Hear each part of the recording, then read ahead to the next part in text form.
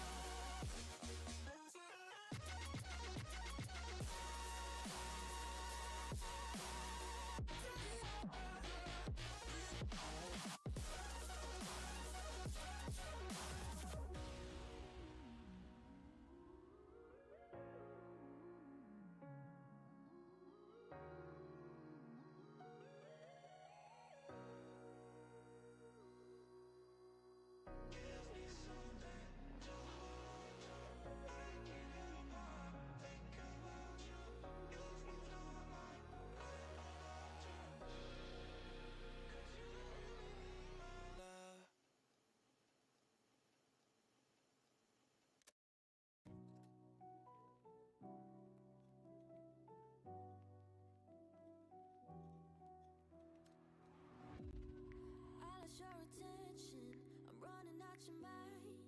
Don't know the direction to your side. Got the wrong impression. I thought that we were fine, but now it's turned to ice. So you decide, and I just wait. I don't get you, I don't chase. So you decide.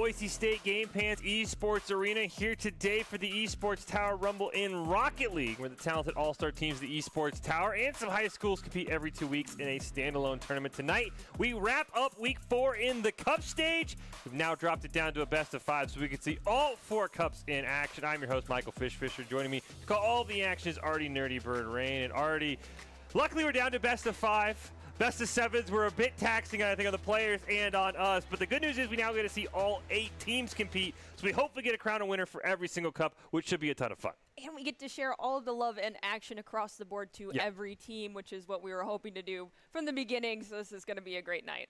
There are a couple of crazy things in this tournament. If you didn't catch last week, the Galaxies and the Lynx both playing with some players from outside of Esports Tower with some high school players, kind of a combo roster of ET players and high school players, and those players are actually trialing for the Rumble. So this could be a huge way of maybe saying this is your opportunity to showcase what you can do in our Cup games. And if you have not seen our Cup games before, this is how it'll break down. There is a total of 4 of them. The Breakout Cup, Dominus Cup, Fennec Cup, and Octane Cup. We'll start at the bottom. We'll start from the Breakout Cup, go to the Octane Cup. Start with the 4th and highest seeds out of the groups, then the 3rd highest seeds. The Fennec Cup will be the 2 highest seeds from Group B. The Octane Cup will be the 2 highest seeds from Group A. There will be a quiz at the end of that. No, I'm just kidding. We will remind everyone as we go along. But I do like this Cup format. I know the bracket was a ton of fun, but we always seem to see the same teams, Nerdy. Now we get to see every single team get a chance to go home with some sort of prize at the end of our 2-week format, which I really, really do enjoy. Yeah, and it's definitely more, fair, and it gets a lot more exposure for everyone involved because part of the Esports Tower creed that they like to push is the fact that this does get you a lot of exposure to help you find teams outside of this organization as well as possible college teams. And so by having everyone have a little bit more on-air time, it gives you more highlight reel content and more exposure. Well, as we get ready to go, we will have the Mammoths, Eagles, Vipers, Galaxy, Gator, and Lynx from the Esports Tower, and the Wolves. And then from outside, we'll have Milford High, who's been absolutely popping off. I cannot wait to see them in our last game of the night, the Octane Cup. But we are starting with the Breakout Cup. It is the Gators taking on the Wolves in a best-of-5 series. These teams actually played last week in the group stage. The Gators had a very, very close 2-0 win. But in a best-of-5, anything can happen. This Gators team has looked really, really strong. They're a new team. I think this is only their 2nd Rumble, Nerdy, but we know how much coaching the Esports Tower teams have. And this Gators team, while they are in our very first Cup, I think they're a lot better than that 4th seed record indicates. They're a very scary good team, and I'll see how they do against the Wolves team, who we've heard of the Wolves in the past. Totally separate Wolves team, though. Totally new players, a lot of them trialing for the Esports Tower. So this is a great team for both teams to showcase they're better than how they finished in last week's group standings. I'm excited, especially, you said it, the group standings, and especially that final score is never really reminiscent of how hard the teams fought for each and every single one of those matches. So this is the opportunity for us to see what they have to bring to the table, especially because they did play last week. They've pseudo-scouted one another, so they know how they like to play. Let's see if they try to counter one another. Before we hop into the series, let's throw it over to Doc's keys to the game. Give everybody what they need to know to come out on top in their respective cups, and those are create mistakes, punish the overcommit, don't overstay, and bump and demo to disrupt. It's all presented by Esports Tower. Score pro advice at esportstower.com. Improve your game sense, improve your team play, improve your performance under pressure. You'll get matched with great players and professional coaches to help you rank up. And Nerdy, I know you haven't seen some of our Boise State Rocket League ones. We've had some other ones. Everyone has focused in on your favorite part of Doc's keys, and that is the bump and demo. My goodness, we have seen probably like 50 to 100 demos in the last 2 weeks on this channel. So hopefully we get some demos for you because I know you absolutely love when teams go demo happy. Yeah, I adore it, and I apologize to anyone who gets the target on their back. But at this level of gameplay, it's a game of mistakes, and you have to create them yourself. So the best thing to do is just get someone out of their own passing lane or completely take them out for 3 seconds. Let's hop into our first series of the night. It is the Breakout Cup between the Gators and the Wolves. See who comes out on top here in our first best of 5 for the Gators. It's a team that's been working very hard in practice, capitalizing on their possession through passing and creating solo plays. They're going to be Hawker, Fiery, and Taco Bell on the green side here, and immediately Fiery starting out with a great pass over to Hawker, who unfortunately just jumps over the ball. And the Gators already showing some early aggression, though Mischief and company flip the field looking for a centering pass, but it gets stolen away by Taco Bell. We do have Primes trying to elevate and knock the ball down. Unfortunately, they're just a little bit out of the range of the ball. However, Mischief does help them out a little bit, gets the ball past that center line. Now we have Primes once again going for a shot on goal, finding the back of the net in actually just on 30 seconds. A great ball. There's that bumping we talked about. We've seen teams absolutely play that. What a solo play there by Primes. Great shot. early goal here for the Wolves. See what they could do with Mischief and Pink Boy Blue. It's a very strong roster. Prime's actually a sub for the roster this week, so they want to try and get as much Rumble experience as possible. And so far, starting off with an early goal here is Pink Boy Blue retreating now. Has to be careful. Ball right in front of their net. Shot from Fiery. Just kind of ricochets in somehow. And it looked like, unfortunately, there was one member sitting in the goal right there, but they did not elevate fast enough. When you're at a dead stop, there's just not enough speed. It was Prime, so they scored a goal and had one scored directly on them. It's 0-sum. Now let's see what they go for with this kickoff. Fiery with a win, but there is the first demo of the evening. Hawker trying to capitalize, can't quite get there. Mischief now racing after it, but it looks like Taco Bell should win the race to the ball. Oh, never mind, misses on it. Prime centers it up, but it does get cleared away by the Gators. So Taco Bell trying to get possession of that ball, but Pink doesn't beat them to it. At the midpoint, though, it gets turned back around towards the Wolves' goal. It's now battling out here in the corner for the ball. Taco elevates, but Mischief beats them to it. Crossing that midfield stripe, they've got 2 to beat as Hawker takes the ball away from them. Oh, right in front of the net. Fiery with a great challenge there. Maybe going to have a play. Hawker looking for the demo, going to find it onto Prims. But Taco can't quite get there at time, and we get the revenge demo, but not able to find anything. Hawker gets a big clear away. Should be a bit of a reset here, but the Wolves should be able to get possession. Never mind, it's Taco whose shot is wide of the net. We'll see what Fiery can do with it as he centers it up for Hawker, but they miss on the ball. Just rolls off the bottom tires there of one of the Wolves players. Now Mischief has it here in the corner. They do lose possession, though, just not having enough speed on them as Fiery tries to go down taking the ball, but Prime's touch gets a slight touch. Hawker now elevating with it here in the corner. Unfortunately, they lose their dribble. Follow-up from Fiery, though, will find the back of the net. Great job by Fiery. The Gators felt like they'd been in command. Finally get their second goal. Pass from Taco back to Fiery. And Mischief and Primes just could not get to that ball. One high, one low. It did not matter. Gators with the lead now. We'll see if they can hold on to it. Right off that kickoff. Oh, clean win for Pink Boy Blue. Just unfortunately a little off target. Pink Boy Blue's been putting in some work, by the way. The coaches, Esports Tower, have told us they climbed from gold to mid-diamond in just over a month. They've been putting in that solo queue grind, and hopefully they can use that experience to help their team, but unfortunately they dodge out of the way of that ball. Mischief tries to pop it up over one of the members of the Gators there. Unfortunately, they do lose it to Taco Bell, who plays it off the back wall, tries to get a centering shot from one of their teammates. There's a follow-up. Taco Bell goes up for the shot, but Mischief takes them out of mid-flight. Fiery trying to get possession here in mid-flight, knocks it down, but it is cleared out by the Wolves. Taco Bell off the wall to themselves, potentially, and it kind of just bounces in, and eventually, I don't know how they ended up scoring that, but that was a fantastic goal. Being your own follow-up sometimes is super important. There was more than one member of the Gators down here in the goal. They did have the one waiting at the midfield to try to prevent the clear, but a couple double commits coming out from the Gators I've seen might be their undoing later on. Ooh, interesting strategy on the kickoff there. Hawker barely hits it wide. Fiery now looking to potentially make a play, but Mischief should be able to clear this one away. There's that double commit you were talking about, Nerdy, but so far it goes in their favor, and Fiery gets a hat trick. You know, sometimes it's just how the team works is double commits are their thing. Yep. Perhaps, though, perhaps the Wolves will recognize it and start just trying to hit someone in mid-flight who's doing that. As we do see Hawker get a nice clear into the corner, and they get taken out by Mischief shortly thereafter. Taco Bell trying to get the ball away from Mischief. Fiery ends up with possession, popping it up high. No centering shot for one of their teammates, though. It's still wide of the net. Gets popped high again, allowing the Wolves to get possession. Pink's trying to drop it down to Mischief. Mischief has it and tries to play it around Fiery, who stops it. Now it's just a reset moment here for both sides as the ball hits the midfield area. Fiery centers it up. Ooh, bounces over. Taco Bell kind of ping-pongs around. The Pink Boy Blue will make the save. Fiery with another great steal with Mischief, and Pink Boy Blue should be able to make a play, but they misstep in the corner.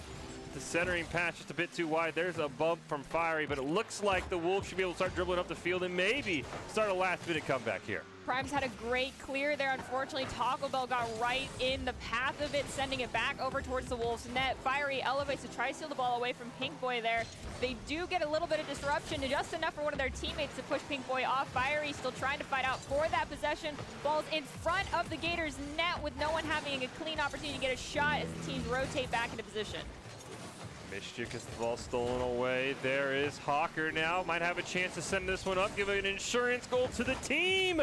And Taco able to turn it around, and Taco Bell has another goal, and it's 5-1 Gators.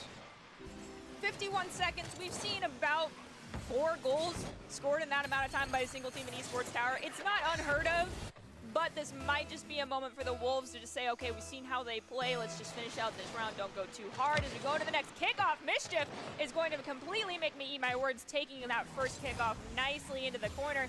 Fortunately, there's not enough follow from their team, so the Gators do win out the possession there and play it around Primes, who tried to come in and take it away. Now it's back in the corner. No, Primes misses the elevation from their teammate's shot, and Mischief will try to corral the ball down, but they do not hit it. Fiery racing in, 30 seconds left. Wolves starting to run out of time, but it is a best of 5. They do have some leeway room here as Hawker gets a demo onto Prime, opening up the net, but unfortunately the Gators team is not able to clear the ball out of their own green side of the field. Pink Boy charging in, not able to find it. Got to be careful, wide open net. The demo onto Taco Bell should potentially slow that down. Still Fiery sneaks one in, and the Gators building a commanding Game 1 win here. So we do like to see demolitions, but you got to make sure it doesn't put you out of position there. You basically had 2 people in the exact same spot with Primes and Mischief, the only one who was broken away from that. That's not enough to prevent the other 2 from having goal-scoring opportunities. As we go into the last 4 seconds here, ball bounces off the ceiling. Hawker's trying to keep the ball on their roof. It does get knocked away by Mischief. The ball just has to touch the ground now, and that'll end the first round. I don't think anyone's trying to stop it, and the Gators win round 1. Pretty commanding win there for the Gators, up 1-0, and we can see how really I think the difference of that first game was, we talk about it all the time, going at it alone. It felt like the Wolves had a lot of solo play attempts, Nerdy, while the Gators were all together, all working as a team, and that really explained that 6-1 lead. We can see this Gators team, again, only their 2nd ever Rumble and making massive improvements.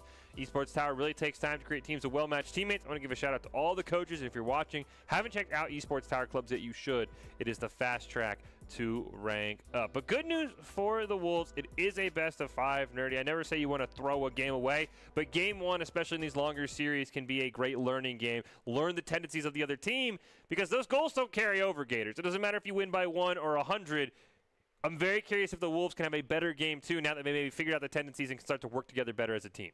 Yeah, especially I think if the Wolves can manage to spread out just a little bit more and recognizing that there is a lot of double commits happening and just get in the passing lanes of the Gators, they'll have a lot better opportunities and chances of winning out on this one, and they need to make sure that they're ready to prevent clears from happening. Yeah, I think totally right there. You totally called it, and I want to see some more team play from the Wolves. Can they set each other up? They seem to have the individual skill. It's just the teamwork that has been a little bit lacking. Is off the kickoff here in Game 2. Hawker with the clean win. Hawker tracking down people in front of the net, bumping Mischief out of the way, but the shot goes wide, and the Gators' early aggression is turned away with some help from the crossbar.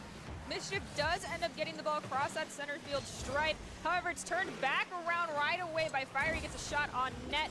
Pink Boy turns it away. Mischief now trying to put the ball away from the front, but Hawker comes in before the clear occurs and scores the first goal of the round. Fantastic job here by Hawker. Just kind of says, all right, I'll try and just sneak in here. They even got bumped down by Mischief into the ball. Kind of hard to tell from that angle.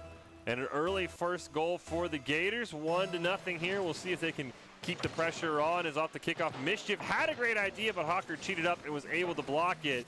Pink Boy Blue now lobbing it downfield, but it's stolen by Taco Bell. And as I say that, Mischief steals it away, but there's no team. Ball still bouncing in front of the net. Can anyone make a play on it? Hawker with a dangerous clear, but it's only Primes down there. Finally, Pink Boy Blue joins the Wolves, but their offense just runs out of steam right in front of the net. Taco Bell now trying to go across that midfield, makes it, only has to play it around Pink Boy, who comes in, sending it right back towards the Gators' goal. It is going to go off that back wall, and they don't have enough speed to beat Hawker out, who's going to try to play it off the side wall. And Mischief comes in, steals it away. They've got to center it up for one of their teammates, but no one's there in time as Fury does clear it across the field.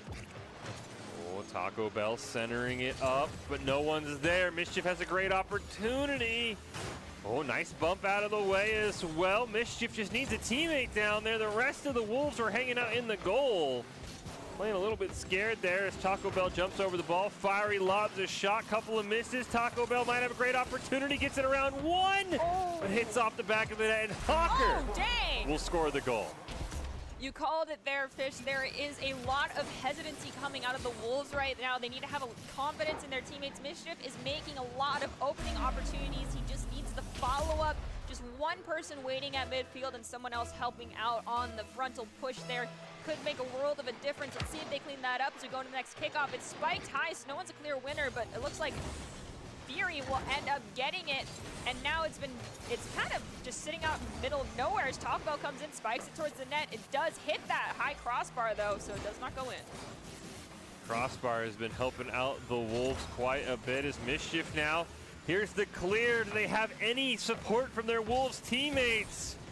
It does not appear to be so, and once again the Gators will set up for a play. Pass over to Taco Bell. They'll jump over the ball. Fiery is there, gets stolen away. Wide open net here for Mischief. They have Primes right near midfield, but Mischief realizes who needs a team, they'll score it themselves. And see here that actually, it looks like Primes was at the midfield. They had one other teammate all the way back at the goal, though there's just too much space between everyone there. Just allow Mischief to make those plays, be there for the follow-up, and have someone at the mid. You don't need to be constantly waiting in your own net, Wolves. It's just something that will come with time. You gotta have more faith in your teammates. Ooh, great try up here for the Wolves early on. Bumping everybody out of the way is Primes, and now Hawker's gonna run into them, get that demo. Center it in front of the net. Ooh, risky spot there for Pink Boy Blue, almost scoring the goal on themselves. Luckily able to get a clear here. Now the Wolves can start to fight back into this one. They just need a teammate here for a centering pass. Primes unfortunately had the ball just going a little bit too slow. They lost their dribble. Mischief was trying to help them out, and they are able to do just that. Getting the ball up on that back wall. Taco Bell and Hawker will collide, but the ball does end up at the midfield. Primes has it, bounces off their hood though, and allows Taco Bell to get a shot on it. Fury trying to take it away, but Mischief stopping it, so the side control still in favor of the Wolves here. They just have yet to find the back of the net. Fiery looking to start a play here. Plays around a couple people. Immediately slams on the brakes, though, to pick up that boost. Interesting play there. Now Mischief centers it in front of the net. Gets demoed, though. Ball is kept alive by Pink Boy Blue, but unfortunately Fiery will immediately put an end to that one. It bounces off Prime's hood. Looks like clear will come out here for Mischief. Taco Bell going to intercept it past the Hawker, and the shot goes wide, and the Wolves here should be able to reset and look for this game-tying goal potentially. Ball just drops right in front of the net. Primes does get it clear, tries to pass it back to Mischief, but Fiery is hot on their tires, so it does get a kind of a little bit of a messy clear there, allowing Taco Bell to pick up possession yet again. Playing it around one member of the Wolves. They now just have to drop it in front of the net for the follow-up, and Hawker spikes it into the back.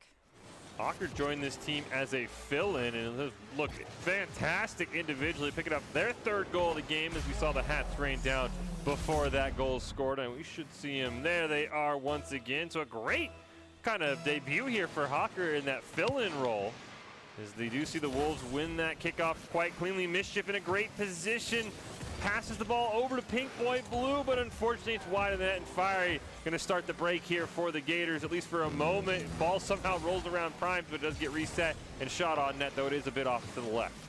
There is an opportunity for follow-up. Mischief cheats out one member. Hawker elevates, does miss it. Prime's trying to keep the push alive right now, but Fiery comes in, sending it across the midfield. Primes races back just in time to steal the ball away, but they do get demoed, and Fiery finds the fourth goal for the Gators. Here it is, Doc's keys to the game, bump and demo to disrupt. We see it again with a huge demo, opening up the net for Fiery. I am so sorry. We've seen this. It started with the Wolves. The Wolves had the majority of the demos in game one, but the Gators have caught on and have gotten quite aggressive as their name suits them well. They have 3 demos to their name. Taco Bell trying to dribble the ball upfield, does get stolen away. 30 seconds left. Would take a bit of a miracle here for the Wolves. One more goal might end it, but Mischief now. Oh, had a wide open net, just saw the ball bounce over them, and we nearly get an own goal there from Fiery. Scary spot for the Gators.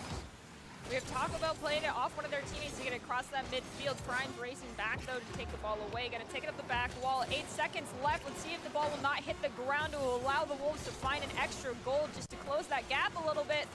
Pink Boy has an opportunity. Oh, but they just did not have enough gas in their tank. So close, but the Gators come out victorious. Up 2-0 in the series. One more map potentially left for both these teams. We'll see if the Wolves can start to create a bit of a comeback. And really, those demos, we talked about it. I don't know what happened. I don't know if some popular YouTuber, maybe it was our former Waiton, who dropped a YouTube video. Somebody had to tell these kids, demos are the new future, because I have never seen so many demos as I have seen in the last 7 days in Rocket League and all the different ones we put on stream. I don't know what got into these kids. Maybe you inspired them, Nerdy, because I know you were always rooting for it. It seems like everybody's on the demo train now.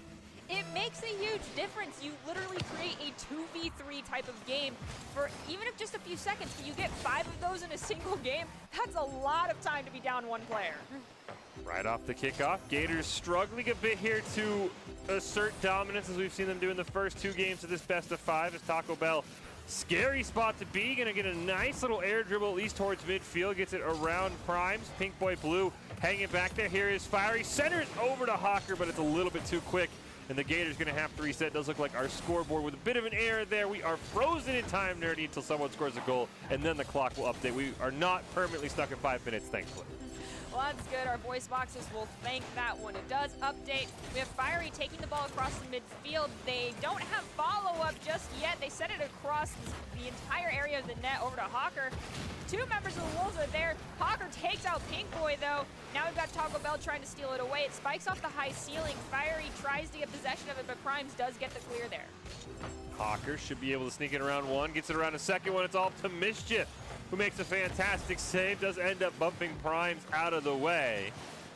As we see Taco Bell coming in off the side wall, just barely over Fiery, but they do get that disruption play onto Pink Boy Blue.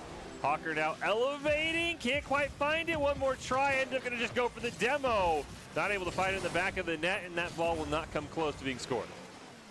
Ball got spiked high off the ceiling. Mischief and Prime's trying to determine who's going to get it. Mischief rotates back.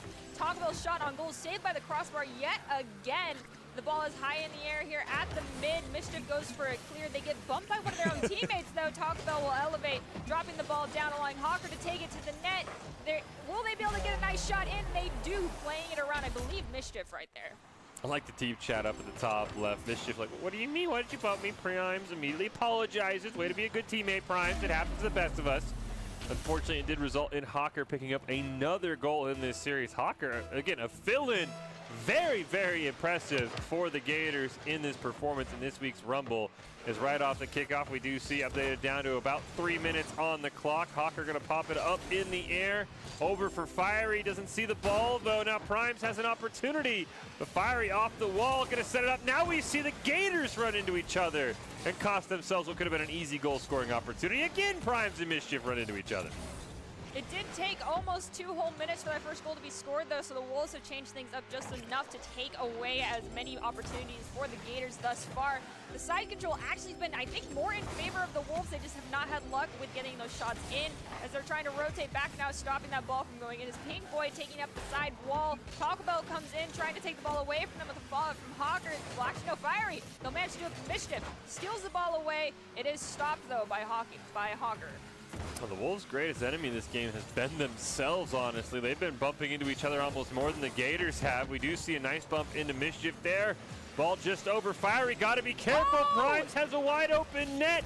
Taco Bell trying to disrupt him. Primes outplays him, but Hawker makes a save at the last possible moment to keep this in a 1-0 game. That was almost too much of an overcommit there by the Gators. They need to be careful. If Primes had just had a little bit more speed, that would have gone in. Unfortunately, gravity was not in their favor on that one. Hawker now trying to stop this ball. Does just kind of slow down a little bit, trying to play it around Mischief, and it looks like Pink Boy there. They do manage to pop it up. Taco Bell now trying to center it up into the goal. Primes will send it into the corner, though. Fiery gets taken out by Mischief. Taco Bell looking to pass it back to Hawker. Bounces it off the hood of Primes, off to Pink Boy Blue, who makes a fantastic save. And now we'll see if the Wolves can pressure immediately, though. Taco Bell takes a shot. It rolls off the crossbar. Great save, credit to Mischief as well. And the Gators playing very aggressive, leaving their goals wide open. As Taco Bell's able to recover this one, though, and start the attack here. Got Pink Boy trying to come in. They disrupted just enough to have to force Taco Bell to send it away.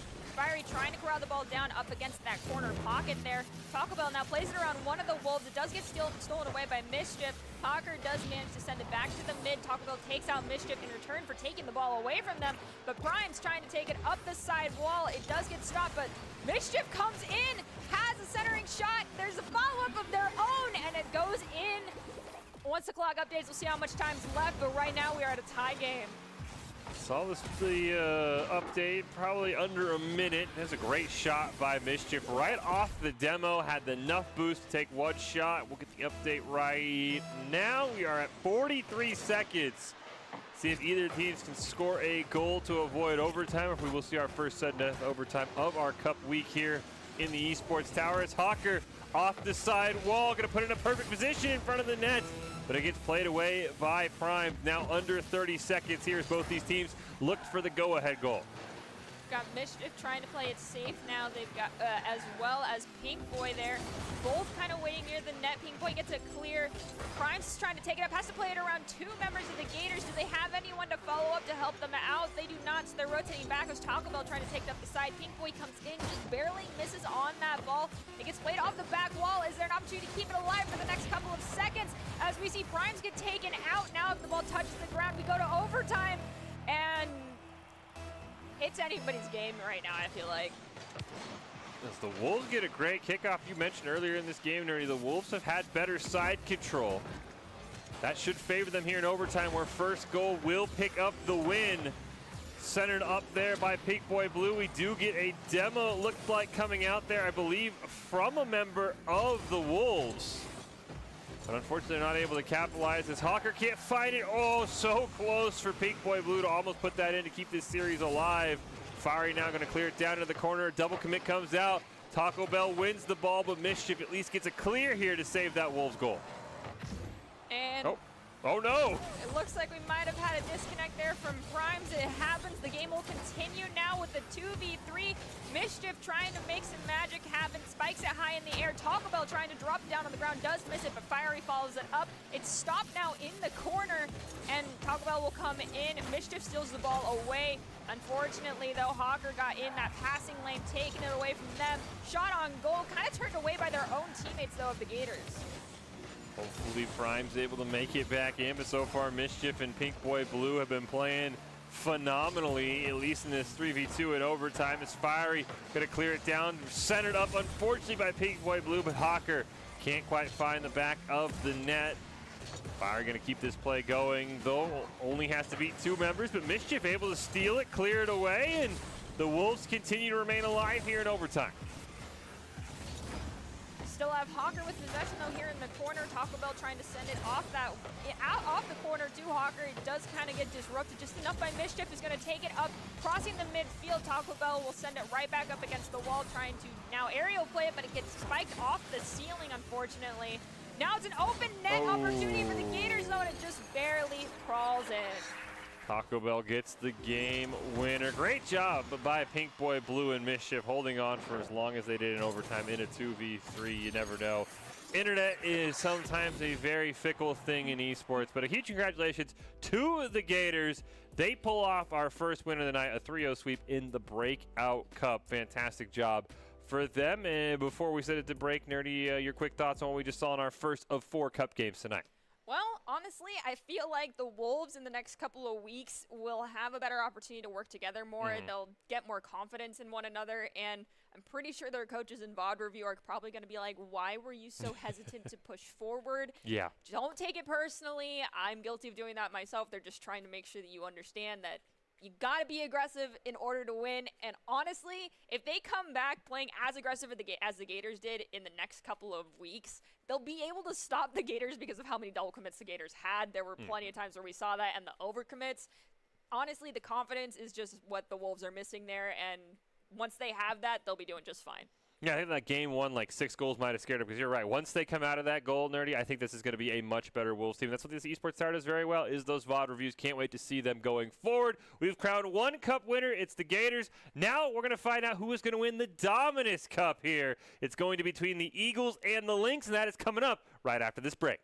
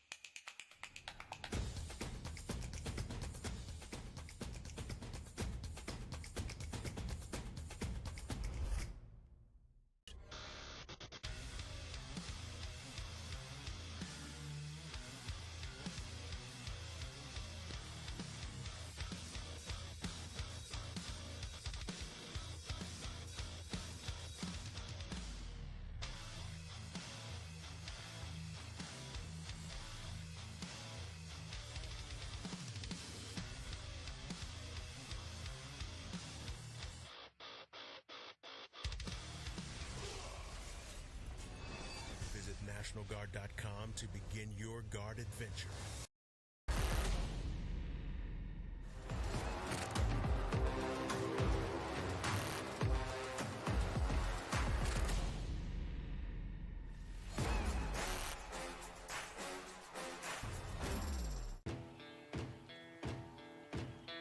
Here are a couple lessons I've learned over the years. Friendships come in all shapes and sizes. And always buckle up. Seatbelts save lives.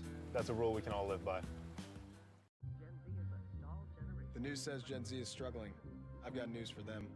I wait tables, but last week I built a field hospital. I put out a forest fire. I stopped 1,000 attackers. And a natural disaster. I've saved lives. And led a team on patrol. I serve. Well, I go to school full-time. While I work full-time. The greater the challenge, the stronger we become.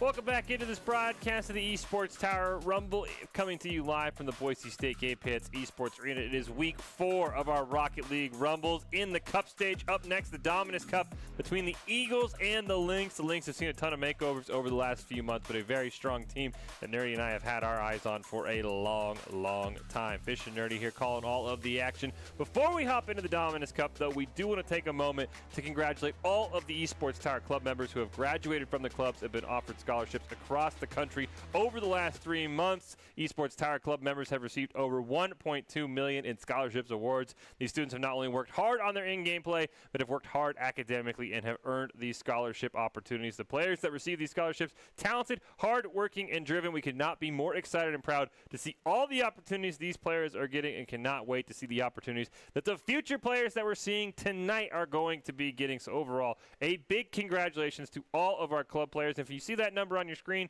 and you want to be part of that number, esportstower.com is the place to go if you're looking to land a collegiate scholarship or even start your path to pro. It has been a ton of fun. But now we get into the Dominus Cup, Nerdy. It's Eagles and Lynx. This Eagles team, like the Gators, a new team taking on the Lynx, who you and I have seen a ton of. I know they've gone some roster changes here and there, but this is still a very strong roster for the Lynx that potentially could make some noise down the line once they suddenly figure out their roster, because we've been watching them for a while. They've been up and down and up and down.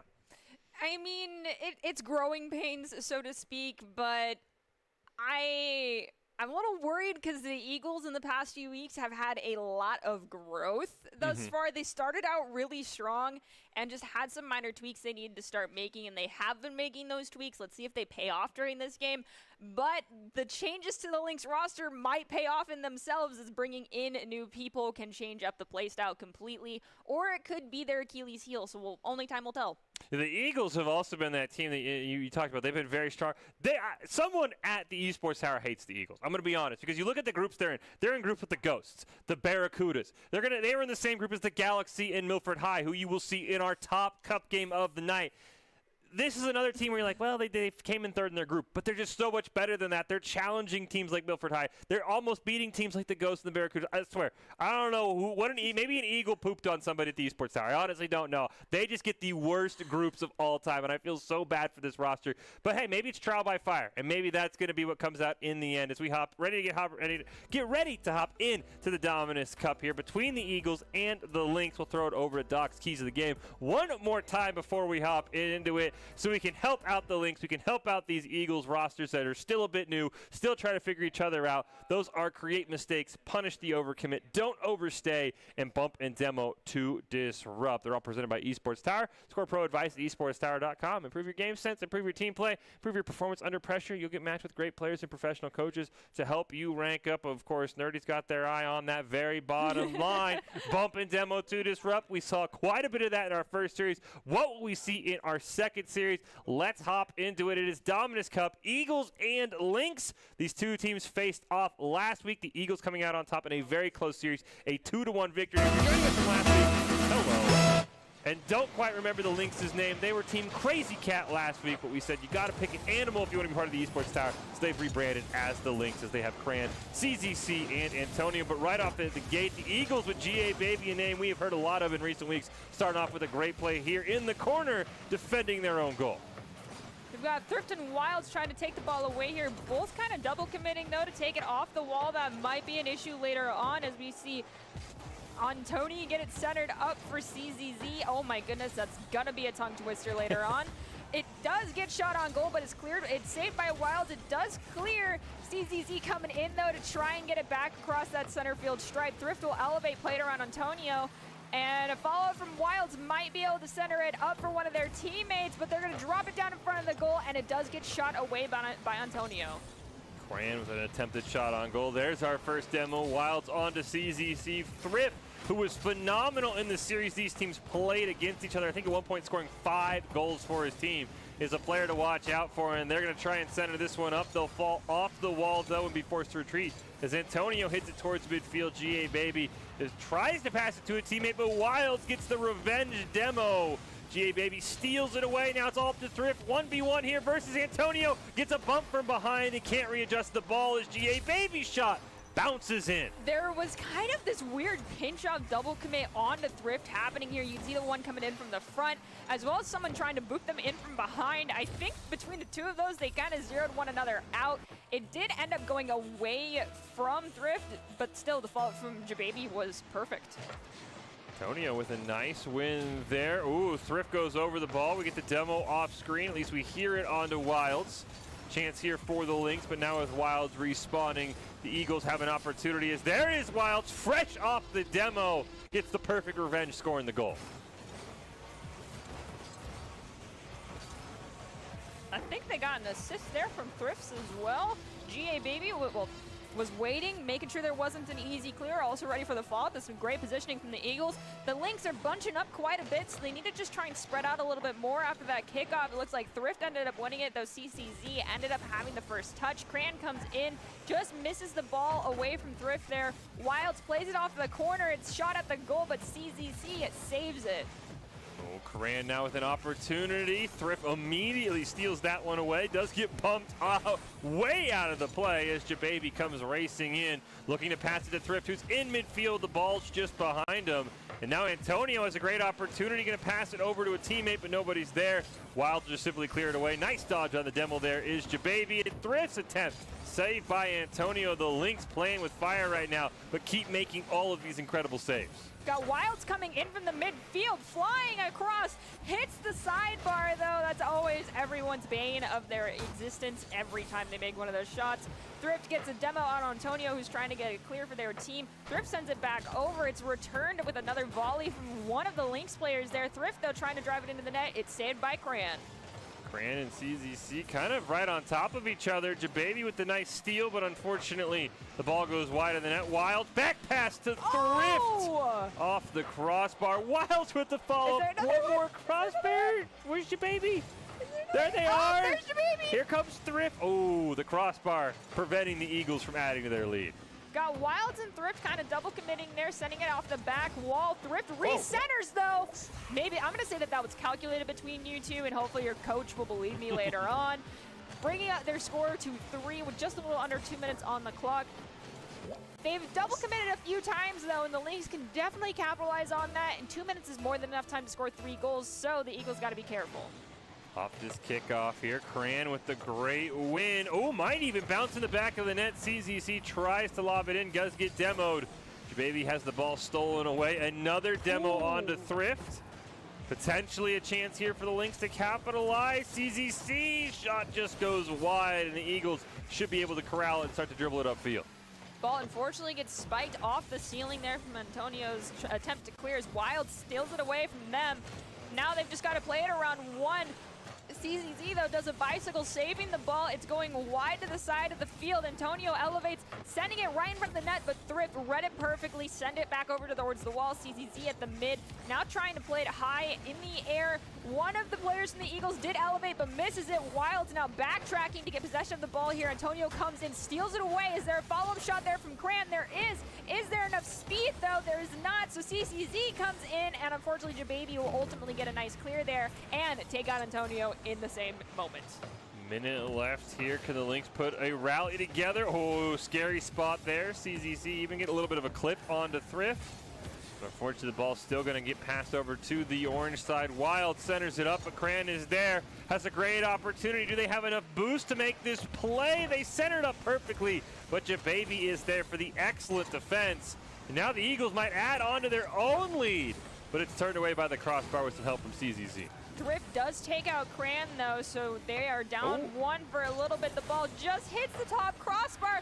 Thankfully, CZC reroutes, comes back, and finds the back of the net. We've got 23 seconds left. If the Lynx can manage to score a goal off this kickoff or shortly thereafter, we could see this tie up and bring us to overtime. This kickoff is paramount, as Nerdy just said. If you're a Lynx fan, they've got to score here. It's a great start. Cran is racing in. Yes, and Cran! they get it. All right, we've got ourselves a game now. That was a very interesting goal animation. The Cowboy, I can always tell when new goal animations get released because every player all of a sudden puts them on. And I'm like, wow, I haven't seen that. Like the T-Rex I've seen a bunch of in recent weeks. The Cowboy just starting up here. So I can always tell what was in the battle pass without actually having to look at the battle pass. It makes you seem like a pseudo-psychic because we've got Jababy here stealing Cran's shot on goal there. So great save. 9 seconds left on the clock. Is Jababy going to be able to carry it in, or will Wilds be able to get a touch on it? They do not. 3 seconds if the ball touches the ground. We're going to see overtime. And I think, no, it looks like CZC is going to try and stop it. Thrift comes in, spikes it over them, but it will hit the ground. Oh, wait, never mind. My bad. I thought there was a third goal there. All good. It was a crazy game. I thought the Eagles were going to walk away with it, and then the Lynx came back, almost had tied. That shot from CZC got in, would have had overtime. Well, if you want to be seen by expert college recruiters, talk directly to esports industry insiders like pro athletes, team general managers, and game producers that join the club. Esports Tower players get insider access to industry insights. With our featured Rumbles, recruiters are taking notice as well. We talked about all the money that's gone to those players. If you want to score exposure and you want to start your path to pro or land a collegiate scholarship, check them out, esportstower.com for more info. Game 1 goes to the Eagles, but overall, like a tale of two halves. The Eagles scored quickly. The Lynx slowly rallied back, and I'm very curious to see what the Lynx can do because it feels like they had so many great attempts. Some of those balls, again, I don't know how they didn't land, how they didn't go in the goal. They bounce off the crossbar. Feels like the Lynx are right there to making this a close series. Again, this was a 3-game series last week in the group stage, Nerdy. That was so close. I think every game was won by just one goal. We might have had a 1 or 2 overtime games. So these are two very, very close teams. Do not let game 1 fool you. This is not just going to be an easy Eagles win, I would be led to believe.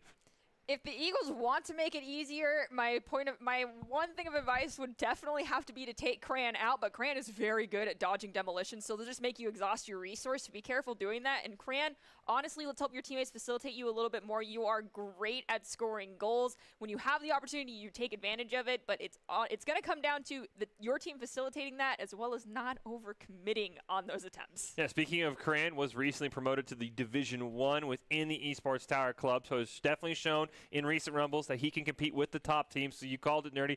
Got to be a player. You've got to focus down if you are on the Eagles. So the Eagles, I would have seen more from Thrift because Thrift had some great plays. As you mentioned, there was that one where Thrift and Wild, they're going to tell their coaches, we're going to tell their coaches it was all planned. We've seen the double commits plague a lot of these teams that are scoring goals. If they figure out those double commits, they can put up goals in bunches as we kick off game number 2 here. Wilds immediately puts it in off the kickoff. Self-goal and all. I think it was all them. Yeah, it was. No help from their teammates. Perfectly off that corner pocket, off the ceiling spike nonetheless. It's a little bit hard to deal with. Thrift, it's like, I got it. Right into the middle of the net. No crossbar struggles whatsoever. As we go to the next kickoff, Thrift just barely loses it out. Thank you, CCZ, for shortening your name. It's still difficult to say that. And we've got Wild who retreated back, trying to play it around a couple players there of the Lynx, sending it to Thrift at the mid. Now we've got Jababy trying to take it away, but CCZ disrupts the passing lane. Thrift, though, a little bit of help, and Jababy was cherry-picking a little bit back there. Wasn't fully needed, but the ball still found the back of the net. Just an overcommit there by the Lynx. Jababy, the closest one to the ball in case, I guess, the crossbar saved. Always good to have some insurance back there, but Thrift now on the board. It is 2-0 Eagles, 20 seconds into game 2. Antonio, though, gets a clean win off the kickoff, but Wilds is right there. Gets it under CZZ. Wilds looking for another goal, but Antonio throws them off just enough. Thrift going to run into them. We've seen that problem, and that's going to cost the Eagles another good shot on goal. CCZ trying to take it up. They do spike it high in the air. It is disrupted a little bit. Antonio gets a shot on goal. It's saved by the crossbars physics, so to speak, but Cran there for the follow-up will find the first goal for the Lynx. Lynx deserved that one, as you said, Dirty. The crossbar makes the save. The Cran hits it into the crossbar again, and Jababy just unfortunately could not get on the right side of that ball. That is an excellent topper by Wilds. Makes me laugh every single time I see it.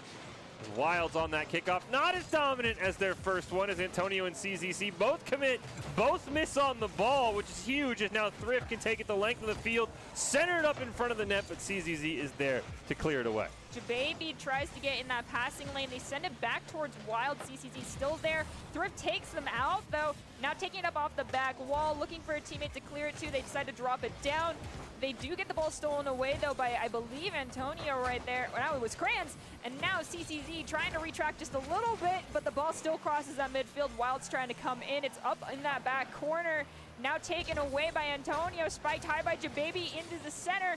Will Thrift be able to touch it? It drops down. Cran now has possession. This is their opportunity to turn it around, but Jababy comes in, spiking it back in front of the Lynx's net. Oh, ball barely goes over. Thrift, Cran going to kind of just lob it down into the corner. Jababy clears it around 1 and 2, all up to Antonio. Thrift looking for the demo. Jababy over to Wilds, who bangs it in, and the Eagles have a 3-1 lead. That was some beautiful teamwork from all the members of the Eagles there, though. A little bit of an overcommit. I mean, all three of them within slapping distance of the goal is not the best situation, but I mean, if you can guarantee the goal in that situation, it's okay. The Lynx might take advantage of that in coming futures. We see the kickoff go in favor of the Eagles. Jababy does lose out their shot on goal, though, to Cran saving it. CCZ takes it away from Cran, who looks like they're a little bit low on boost, so that was probably a team play right there, as Jababy takes it away, sending it into the corner, and Antoni sending it to CCZ.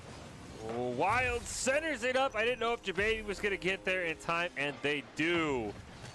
Eagles just have so much pressure in this game. A lot of their goals in game 1 were turned away by the crossbar. No such luck for the Lynx this time. The crossbar is not always on your side, and the Eagles have jumped out to a huge lead, but there's still plenty of time for the Lynx to fight back. We saw it in game 1 as CZC with the miss there. Crans, though, nice dunk around Wilds, potentially setting this ball up for a teammate.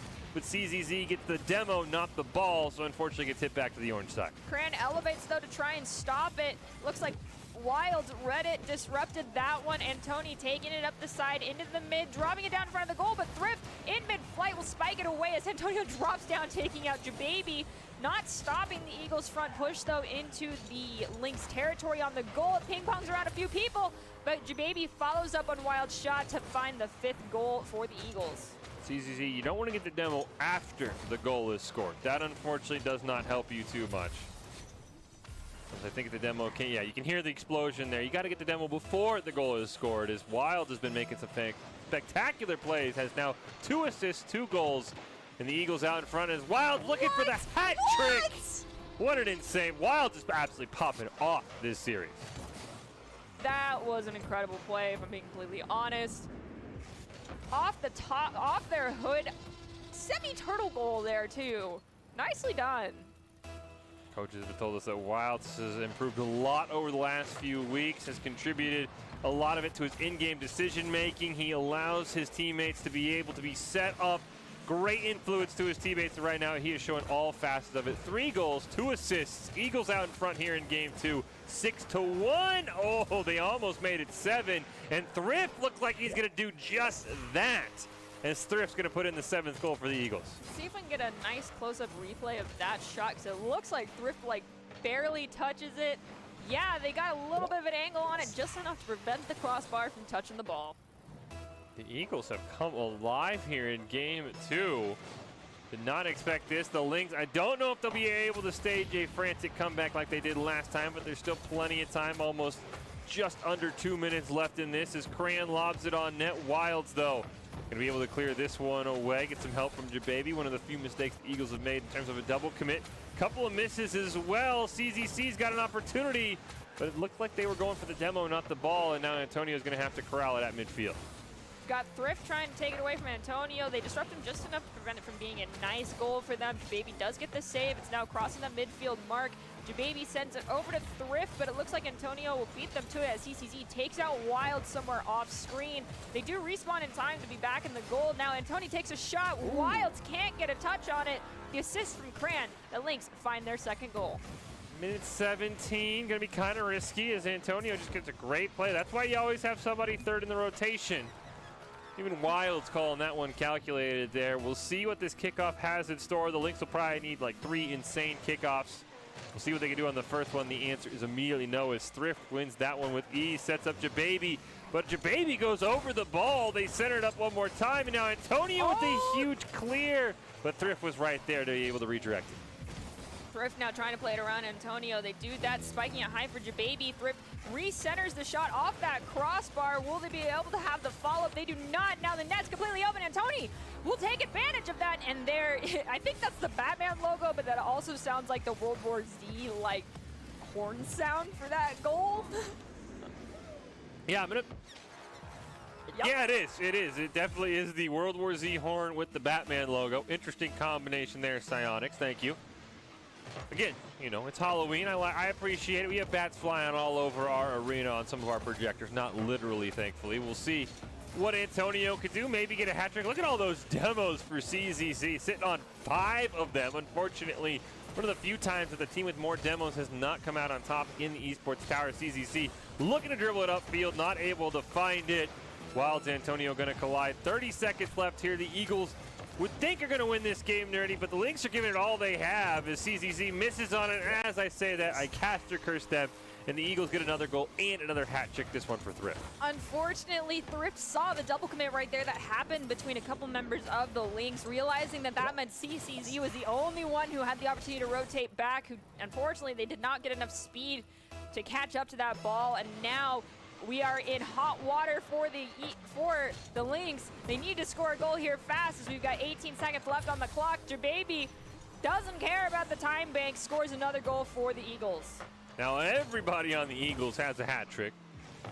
Interesting kickoff strategy there. I don't know if CZC, you know, thought they were the kickoff person, but they just like turned around. That let the Eagles win that kickoff with ease, and probably puts to bed any chances the Lynx have of coming back here. There's another demo for CZC. They could say they are the demo champ this game far and away. Unfortunately, the demo is not the score we're keeping track of as the time will tick down. Antonio will almost put it in on net, and it will go in with 1 second left, and Jababy will get the Eagles to a clean 10 in game 2. Coach Jake, just know that yes, I enjoy the demolitions, but I'm not saying prioritize that over positioning. I did think CZC snuck in a couple post-buzzer demos, at least one where the goal had already been scored and they sneak off and give the demo when everyone else is celebrating. So Those don't always count. Our scoreboard will count them, but in the long run, those don't mean anything as we get out of game 2, completely different from game 3. I think both those teams showed a lot of potential in game 1, Nerdy, and it was the Eagles who lived up to it and then some in game 2, putting on. Everybody gets a hat trick, 10 goals, a ton of great assists. And now we'll see what the Lynx can do in game 3. They have the roster to do it with CZC. I believe that is Crazy Cat, just getting a little funky with the acronyms, Cran and Antonio. They have the horses to keep up with the Eagles. They just got to cut down on those early mistakes, those early double commits that you were talking about.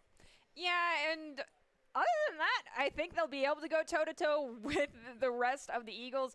Just Crazy Cat. I understand the demos are great. They're flashy. They're fun. They make cool noises. But you don't need to always be going for the demos every minute of the game. I mean, you're fantastic at them. Don't get me wrong. But just do it when your team is going for the goal. And I will say this does speak a lot to what we've been told by the coaches. The Eagles have worked on consistently getting dribbles and flicks after taking possession of the ball and not just lobbing it down the field. And a lot of their goals have come from getting possession, setting up clean passes. As we kick off game 3, we'll see what will happen. We'll see if the Eagles can get our second sweep of the night as the shot goes on the net from the Lynx and it's high. Wild's looking for a rebound. Couple of misses there. Jababy really makes it a triple commit, but there is no punish as Thrift passes it to Jababy, popped up in the air. There's a demo that matters, though, from CZZ. Allows CZZ to take it across the field. They now have to find a centering follow-up for Cran. Antonio waiting at the mid. Nice positioning there for the Lynx. Can they stop Jababy from carrying it in? It goes and playing off that back wall. CZZ will find it, sending it over to the side. Wild and Thrift, though, get a shot on goal saved by CZZ. CZZ, Crazy Cat doing everything they can to keep the Lynx in this one. Antonio, great little pop-up there. We've seen a lot of early double commits from the Eagles that maybe the Lynx could punish. But Thrift comes out of nowhere to make a fantastic save. There's another one of those demos. Thrift starting to call CZC savage. And now these demos are paying off for them, Nerdy, because it's really helping their team out. They're doing them at great times now, not just kind of haphazardly whenever they have the opportunity. As Wild now sends it to Thrift, who that was a beautiful shot and play. It was very smooth. Yeah, that was fantastic from Wild. This is a great angle from Thrift. The drop off and then bumping Cran out of the way.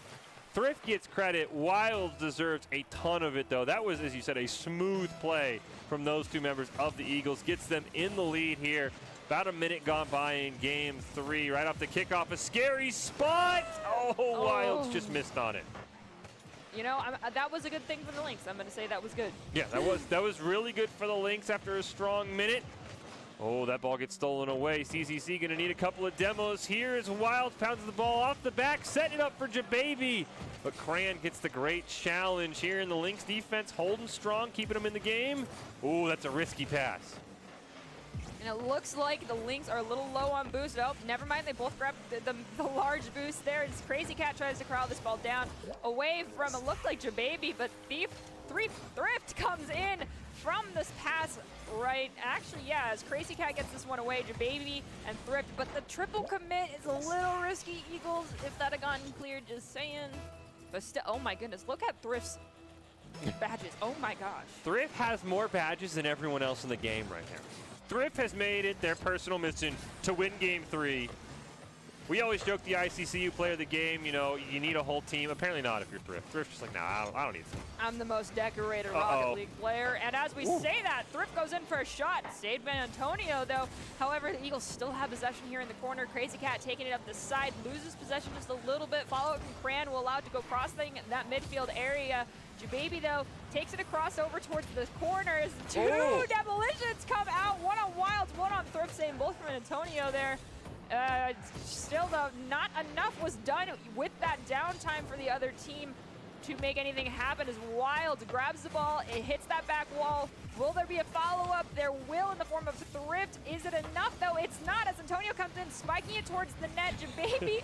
Okay, there's just so many demolitions. There's gasoline everywhere. Okay, it's going to be dangerous from here on out. We've got Cran rotating back from Jababy. Shot on goal. There's no one there. It hits the crossbar, but thankfully, it saves the Lynx, and they're able to go back towards the Eagles' goal, and Thrift turns it away. Thrift with a huge clear, gonna play it off the back wall. Wild misses again. Jababy kind of muscles it in with some crazy ping pong there. Eagles take the lead. Yeah, for all these demos, the Lynx aren't doing anything with them, Dirty, and eventually the Eagles get a goal here from Jababy. Everybody involved. Again, though, you know, you feel like the coach who's like, if you can't do that, but you keep getting away with it. The Eagles commit everybody. If the Lynx get one more save, they could easily get a cross-map goal with how aggro the Eagles have been on some of these shot attempts.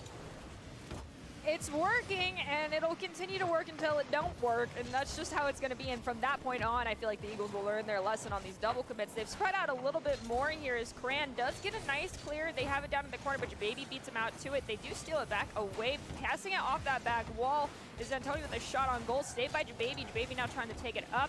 Follow up from Thrift allowed to get all the way across the field. Antonio, unfortunately, will miss the ball, but it did get saved there by I believe, Crazy Cat.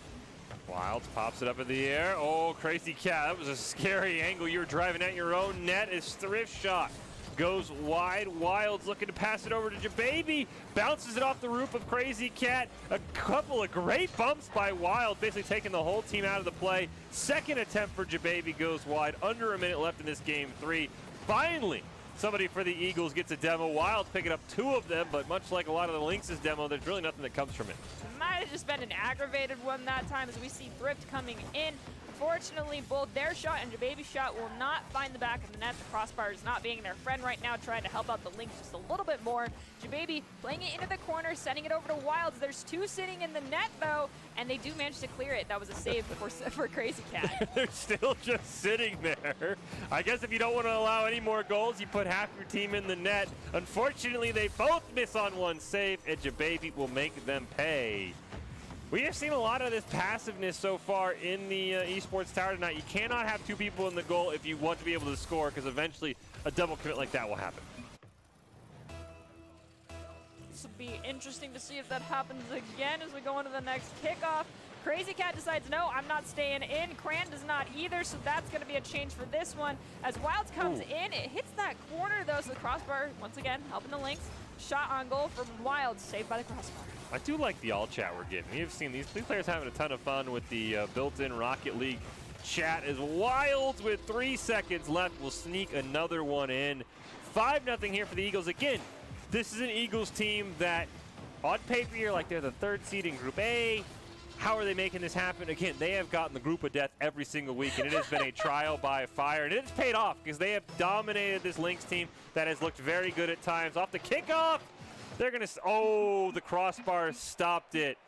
This Eagles team is sneaky, sneaky good, Nerdy. And I think if they get a cup, or get in a group that isn't just loaded with top-tier talent, they could easily be a top-tier team in a few weeks. Yeah, whose toes did y'all step on at Esports Tower to always end up in the group of doom? Again, our Octane Cup, our highest seeded cup of the night, is the 2 teams that were in the Eagles group. That is why they find themselves in the Dominus Cup. I think they can get it done, but we will have to wait until next week. Maybe finally they'll maybe, you know, suck up a little bit, but please, you know, can we not have the Ghost Barracudas, Milford High, and the Galaxies all in the same group? Please? Somehow they'll find themselves in the group with all those teams. Luckily, they've been spread out, but we will take a quick break. Coming up next is the Fennec Cup. It is the 2 highest seeded teams from Group B. It is the Mammoths and Vipers, who had a crazy epic series last week. We will see who comes out on top as we start to wind down Week 4 in the Esports Tower Rumble for the Cup stage games. It's the Fennec Cup, and it's coming up after this break.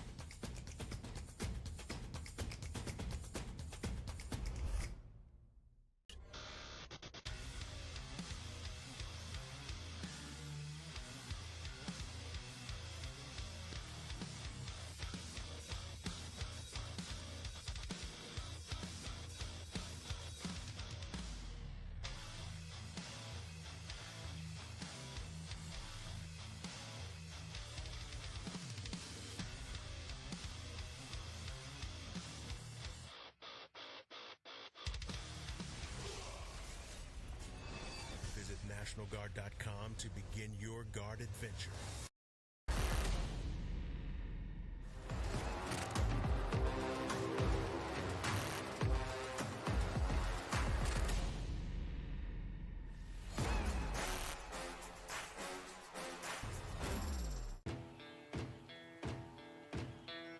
Here are a couple lessons I've learned over the years. Friendships come in all shapes and sizes. And always buckle up. Seatbelts save lives. That's a rule we can all live by. The news says Gen Z is struggling.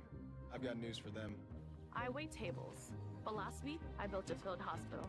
I put out a forest fire. I stopped 1,000 attackers. And a natural disaster. I've saved lives. And led a team on patrol. I serve. Well, I go to school full-time. While I work full-time.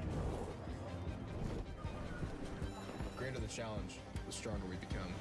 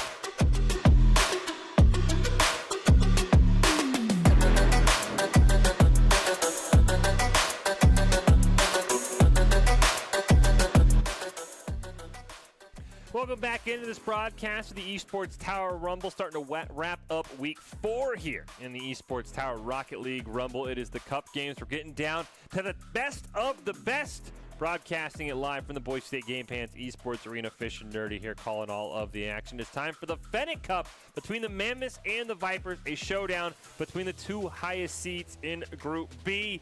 And these are longtime esports teams, Nerdy. We have seen the Mammoths and Vipers almost, it feels like, since week 1. The rosters have changed, the players have changed, but it's glad to see some old names back in it, even if it's no the teams we remember, because it's nice to have that familiarity for some teams that are still performing very, very well in the Esports Tower all these months later.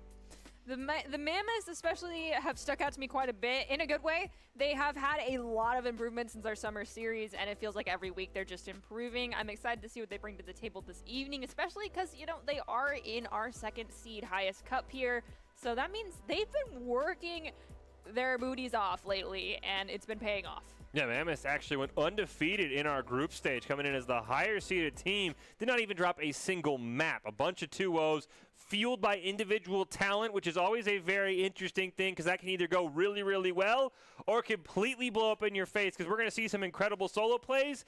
And unfortunately, it's kind of been a theme tonight. We might see a lot of double and a lot of triple commits if you're used to in your solo queue games being that guy or that person to go get the ball, and then all of a sudden your teammates also, well, I'm usually that person in my solo queue games. So solo queue players can either have phenomenal plays or it can absolutely blow up in a team's face. It worked for the Mammoths in the group stage. I'm curious how it'll go in our Fennec Cup. Use your comms. Yeah. I know Rocket League is not like well, you know, the loudest one, let's be honest, is Overwatch.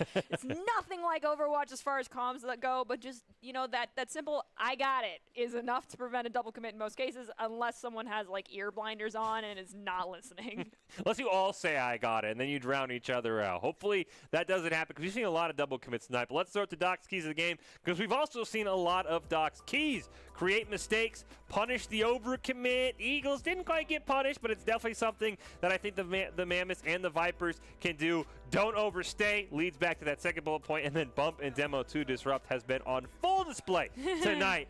Unfortunately, as the Lynx can attest, it doesn't always go your way when you get demo happy. You got to time them right, which is something Doc always talks about. A demo is not worth anything unless you can make a play off of it. It's presented by Esports Tower. Score pro advice at esportstower.com. Improve your game sense, improve your team play, improve your performance under pressure.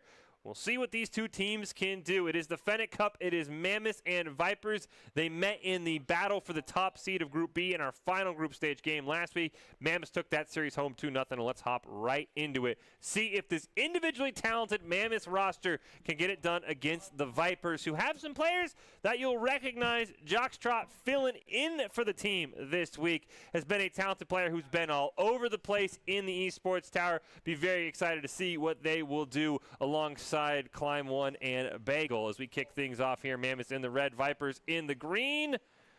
As we're going to see, I think we have a disconnect, possibly. I think we like to get creative with the colors.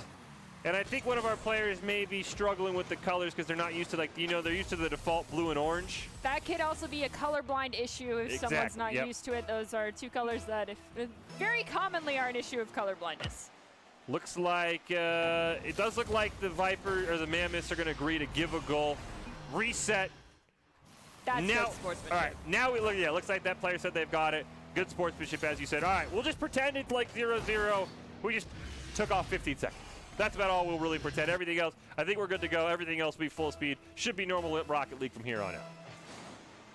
All right, everybody's good to go. We'll kick off this one with a little bit of a hiccup as Hoggy Bear going to try and get a setup for Ender here. Great shot, but turned away by Climb One. And now Jockstrot, who's made so many spectacular plays, makes another one for the Vipers. So used to Jockstrot being in what is the equivalency of the Fortnite bus or even the Ghostbusters van at one point, I believe. A little different of a car change for them. Gonna take some adjusting for me, Jockstrot. I'm a little sad, but it's okay, I understand. They're making some spectacular plays. Jockstrot, again, they're filling in this week for the Vipers. This is a player we've seen a ton of as Bagel has to come flying in. There's a lot of dedication to what the coaches are teaching Bagel. He's been actively trying to incorporate those into his play style. The coaches are very impressed with the growth he's had so far in this Esports Towers. Potato, obviously the Idaho favorite here in the Esports Tower for obvious reasons. Can't quite get to that ball, but Bagel's shot is wide. We have Hoagie Bear now centering it up for Ender Crafter there. And from basically midfield finds the goal. That's a great pass, Ender Crafter. We talked about it, punished the overcommit. Didn't happen in our last series, but it happens here from Ender. 2-2 now for the Mammoths and Vipers. Not even a minute gone by. This looks like it's going to be a high-scoring, high-flying series as Ender wins that kickoff. Jockstrot is there, but here comes Hoggy Bear with a great little shot, and it just rolls in. 3-2 though. We've got quite a bit of time left in this one. Easy opportunity for either side to either tie it up or run away. We'll have to see. This next kickoff, I think, will determine whether or not the score is going to tilt in either direction. We've got 4 minutes and 4 seconds left, though, so that's plenty of time. Great win off the kickoff for the Mammoths. Scary spot to be, but it looks like Bagel will just lob a shot down. Ender's going to have to be forced to make a great save, but Bagel not done yet. Potato, though, is there, looking to get this clear away from Climb One as well. Over to Ender, pops it up in the air. Is there a teammate there to make a play? Jockstrot will turn that one away and maybe start to set the Vipers up on the attack here. Hoagie Bear gets a nice pass over towards Ender Crafter there, but it is disrupted by Climb One and Bagel, both kind of double committing and bunching up in the goal. Ender Crafter will drop the ball down onto Hoagie Bear, who gets a little help from Ender Crafter yet again, passing it over to one of their teammates, but stolen away back over towards the Mammoths goal. Jockstrot just rolls it in around one of the Mammoths players. I thought if Jockstrot would have taken this shot, I thought he was going to get punished for waiting so long, but that's why he's such a talented player. Rolls it in past Ender. The hats fall down onto Jockstrot. Already a hat trick. We'll see if Climb One and Bagel can give him some support as Jockstrot gets another one right off the kickoff. All right, Jockstrot, I'm not saying this because I absolutely am positive it's going to happen, but you might spend a lot of time here demoed and looking at the respawn screen. It might happen. We actually have not seen it. Oh, we actually, never mind. Ender's got a couple. I haven't seen a couple, but I think you're right. Jockstrot is probably going to be the target of all that aggression as Ender now comes around, trying to set it up for a teammate. Oh, that was beautiful. Just like that. This is a crazy. It's like 4-4, and we're barely 2 minutes into the game. All right. So that's how it's going to be. We're going to go all the way into a 5-game series here, most likely, and overtime with every single game. We can say goodbye to our voices. Thanks, guys. Appreciate it. It's good Rocket League. And every game's going to take 10 minutes with how many goals we're getting scored. We'll be here for a while just for this series. It's very interesting. That ball just kind of rolled around in the mid for a long time. Protato finally clears it past Jockstrot, plays the rebound and sneaks it in. And just like that, it's 5-4, Mammoths. It'll stay like that for the next 20 seconds. Maybe 20 seconds before it's 5-5. Yeah, it depends on if Jockstrot's taking the kickoff. This has been a wild series, had a wild start. Has stayed absolutely crazy. It does not look like Jockstrot had the kickoff there. It was Bagel, and it does go the way of the Mammoths. Oh, that shot does go wide now, and Jockstrot gonna look to lob it on net, but Protato able to make a nice save. Protato now elevating with that ball. Bagel tries to meet them, but misses. However, that shot on goal is saved by Climb1. It's still here on the side of the Vipers. We got to find a clear here for the Vipers in order to turn this one around in their favor. Climb1 stalls out a little bit, takes the ball past a couple members of the Vipers, but it does get cleared all the way back down towards the, my apologies, back down towards the Vipers' goal. Hoagie Bear collides with someone in mid-flight, though. Vipers don't have nice possession as Bagel elevates to take a shot on goal. Unfortunately, goes a little bit too wide of one side of the net. Oh, Jockstrot barely misses that one. Ender does get credited for the save. Bagel gonna pop it up in the air. But unfortunately, it was a bit wide of the net. Now Protato can go chasing after. You can see all three members of the Mammoths racing after the ball. We talked about this as individually talented team. Working together in a team play aspect has been a bit rough here in game one as Ender can't quite find that ball. Protato looking to maybe make a play on it, but Climb1 be the one to dribble it out. Protato at least able to make a stop, prevent a shot on goal. We've got Bagel who sends the ball up to Jockstrot in the midfield there. Climb1 gets a shot on goal, turned away by Protato yet again, who's made a lot of great saves this game thus far. Hoagie Bear rotating back, getting that boost, trying to come in here, preventing this pass from happening. They steal it away, send it to the corner, but Jockstrot's just waiting. But they do get taken out by Hoagie Bear. That is the demolition we're talking about, but the follow-up shot from Endercrafter just a little too high. Hoagie Bear gets a nice setup, does bump Climb1 out of the way as well. Climb1 gonna take a shot. Ender barely gets up in time. Recentered for Bagel. Unfortunately, their shot is wide as well, but they still have a chance here. Do the Vipers with a minute left. The scoring has calmed down drastically here. Climb1 with a bad touch on it. Bagel and Jockstrot now both have to retreat. Protator looking for a play. Is Hoagie Bear going to get a demo off screen? But it doesn't look like it's going to be punished, luckily, for the Vipers. And now another demo. Woo! That was a good save by Bagel. That was a great demolition. I'm not going to argue that. As we see Bagel stealing the ball away, being a bit aggressive there. All three members of the Mammoths bunched up a little bit as we hit that last 30-second mark. The Vipers need to find a goal here if they want to take us into overtime or possibly have enough to get an equalizer, but the Mammoths have had dominating side and possession of the ball thus far. As Endercrafter tries to steal the ball away, they get enough of a touch to force it to one side of the field. And it looks like we've got the Mammoths now on the Viper side trying to find a goal yet again for that security goal. 5 seconds left. Can the Vipers go coast to coast? Protato trying to end it. The ball will be kept alive. Oh, no. Jockstrot has an opportunity. Oh, they got saved there by Ender. That ball was about to touch the ground. Bagel has to keep the ball alive. Both sides not looking to ground it, which you think the Mammoths might want to do. Jockstrot barely sneaks it away. It gets stolen by, I believe that was Protato. And the series, at least game one, will end in explosive fashion there. Well, if you want to be seen by expert college recruiters, talk directly to esports industry insiders like pro athletes, team general managers, and game producers, then join the club. Esports Tower players get insider access to industry insights with our featured Rumbles recruiters taking notice as well. It's a great way to score exposure looking to start your path to pro, or if you're looking to land a collegiate scholarship. That was just game one, Nerdy. That was absolutely insane from start to finish. And I really do think that for the side of the Mammoths, that solo play mentality really kind of affected them. I felt like every time I looked, Hoagie Bear was chasing the ball, regardless of if there was another teammate there. They got to be very careful they don't fall into pure solo queue, because I think the Vipers are the better team and can take advantage of it. Yeah, double commits, I feel, across the board tonight, probably been everybody's worst nightmare, short of the crossbar. This next game, though, might lean more in the Vipers' favor. Though that first one, the Mammoths definitely side control-wise, ball possession-wise, had, I think, way more time than the Vipers. I could be wrong. We don't have a stopwatch here to keep track of that. However, if the Vipers start capitalizing on those double commit opportunities and the over commits, and the Mammoths do like to bunch up a lot, so it's not just a double commit sometimes. Sometimes it's even a triple commit. The Vipers can have the opportunity to turn this one around.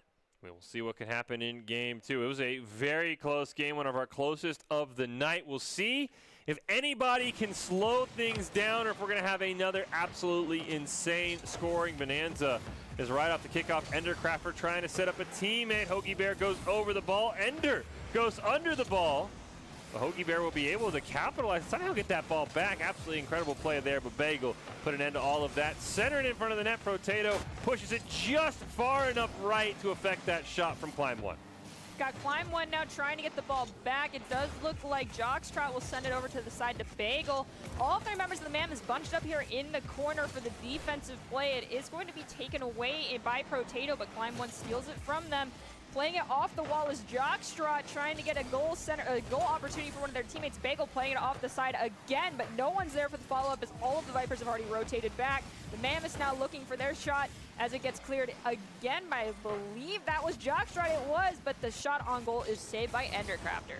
Ender does get it around Climb One, just barely. Potato off the side wall, sneaks it around Bagel. Jockstrot, though, in the goal. Gonna make the easy save. Now Hoagie Bear looking to center it for a teammate. Bagel, though, will clear it away. Potato immediately launches it back. It's gonna roll right in front of the net. Climb One, though, but just properly, and we can see there, look at all that boost for the Mammoths. Meanwhile, the Vipers running very, very low, but luckily the Vipers cleared away and should be able to get some of that boost back. Got Jockstrot colliding with one of their teammates, unfortunately, as we have Bagel send it into the corner trying to see if Jock's going to follow it up. They do not. The ball's centered up, but it does get cleared by Endercrafter. Bagel taking it off the wall, trying to elevate. The physics were not in their favor on that one as Potato sends it over them, over into the corner. Potato now having to beat it around two of the players of the Vipers, but Hoagie Bear comes in, helps them out, and finds the first goal of this round. Took almost 2 minutes, though, so the pace is definitely different for this one. A great defense there by both teams. Hoagie Bear, I don't know how he scored that. I did not think that was going to go in the back of the net, but they do put it in. So you said a lot slower of a game than we saw in game one. That was 5-4. Is right off the kickoff. Endercrafter looking to add to the Mammoths lead. Climb One hanging out on the wall. Not going to be able to find it, and Bagel will pinch that ball off Ender to be able to start the clear for the side of the Vipers. Climb One with a great lob down, centered off the wall to Jockstrot, who bangs it in. It's a 1-1 game. All right, quickly returning back to the trend of the previous game. Let's see if this score trend keeps up. If there's another goal scored in the next 30 seconds, then yeah, it's probably going to be like the last one. Got to get those demos onto Jockstrot. Nerdy hit on it. Jockstrot is popping off. Look at the medal discrepancy for the Vipers. All the shots and the only goal coming from Jockstrot, who makes a fantastic save up on the crossbar. Hoagie Bear just kind of sneaks it in. But Endercrafter, I think, maybe trying to help that ball go in the back of the net, ends up rolling it right across the goal line. It's Climb One and company looking to set things up. Here is Jockstrot. What can he do? Pops it up in the air, pass back to a teammate. Bagel's shot, though, turned away. That was almost a perfect pass back, just a little bit off to one side. It's okay, it happens as we see a shot on goal come out from Potato, saved by Jockstrot, who gets that savior medal right there. Nicely done as now they take it up the side here. They've got two to beat. Potato comes in, stealing the ball away just a little bit. Bagel comes back in to help out. Hoagie Bear taking up off the back wall. Does lose their dribble, though. Nothing to worry about as no one's there to take advantage of it. Now they're going a little bit slow, but Climb One decides to take them out to give their team the upper hand. Climb One looking to capitalize off that demo. Not able to find the back of the goal. Hoagie Bear over to Potato, but the shot hits off the crossbar.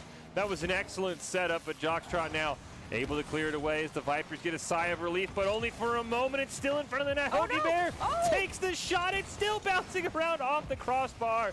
I don't know how the Vipers have kept this ball out of the back of the net.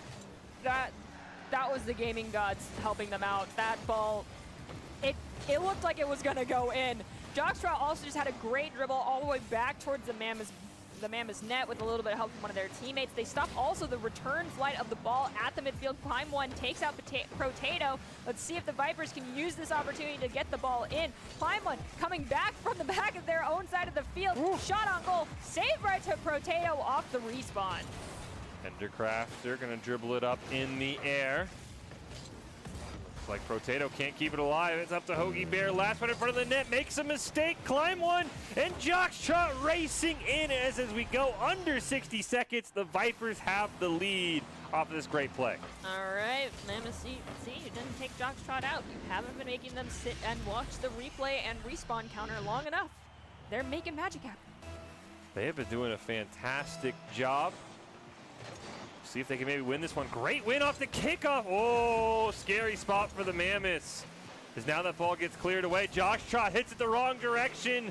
They'll climb one with a scary hit as well, but luckily Jockstrap pushes Hoagie Bear out of the play, and it looks like the Vipers have held on for now. And they should be able to. Ooh, this is a great setup here for Endercrafter and company, though.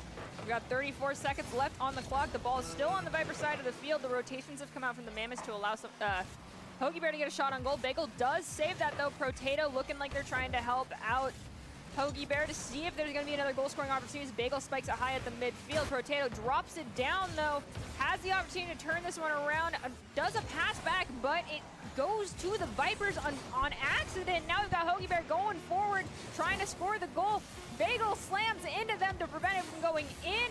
It looks like the Vipers are going to walk away from game 2 with the win. Oh, maybe not. No.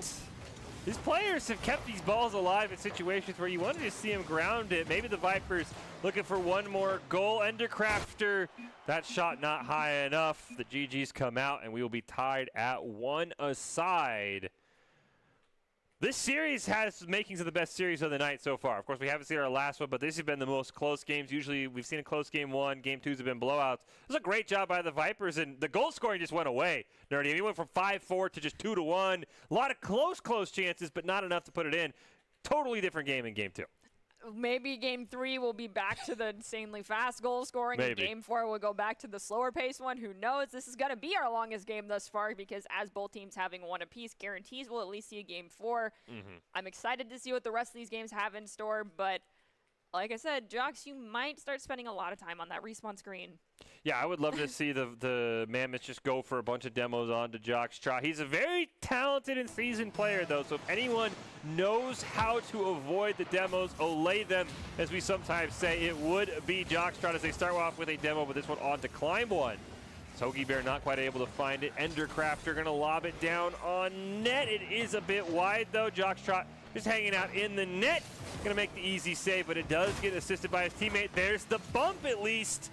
But shot wasn't strong enough to punish him. We've got Jockstrap having a collision there with, it looked like, Potato. Just enough to allow Hoagie Bear to get possession with the ball from Potato. Shot on goal that's saved by Jockstrap. That's 2 saves already for Jocks on 2 shots on goal coming out from Potato. So those two are going toe-to-toe right now. Potato trying to steal it away, take it up the side, plays it around 1, but Jockstrap reads it perfectly, sends it right back. Potato lobbying it back right over towards them again. Now trying a different tactic, spiking it into the air, taking it to the midfield. Their teammate elevates to try and tee it off of them, but unfortunately they do miss that shot. Oh, Endercrafter gets it, though. That was probably the first time we've seen a lot of double commits by the Vipers here. I mean, everybody's in front of the net. Oh, Bagel even bumps Jockstrap out of the way. I did not see that in real time, and that you cannot have happen, unfortunately. Not in front of your own net. Can't run into your own team. No, you got to be kind to one another. We might see an apology later on if it happens again. Look at those medals, though, for Potato. You can definitely tell they're putting in work for the Mammoths. It paid off in the form of that first goal. Took a little less than a minute, though, so this is definitely following the trend of our last game. Slower paced. Hopefully they'll prevent more double commits from happening if people are taking more time here, as we see Bagel steal the ball away, trying to play it off that corner. It does look like they get some help from Jockstrap, who's going to, actually no, that was Kleinmon who drops it down to the midfield, forcing Endercrafter to elevate, dropping it down, and it's stolen away on the ground by Bagel. Oh, is it going to go in with no help? It goes in with the help from Potato on their own shot. I was wondering if they were going to get punished for Ender not being able to get to it, but as you betcha, Potato followed it the whole time. Hoagie Bear, why are you right behind him? Like, why? That could have been bad.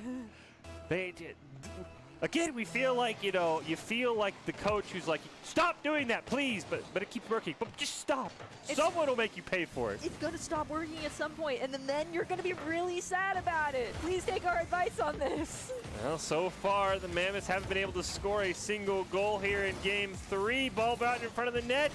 Potato kind of gets knocked away. Bagel keeps it alive off the side wall. Back past the Jockstrap.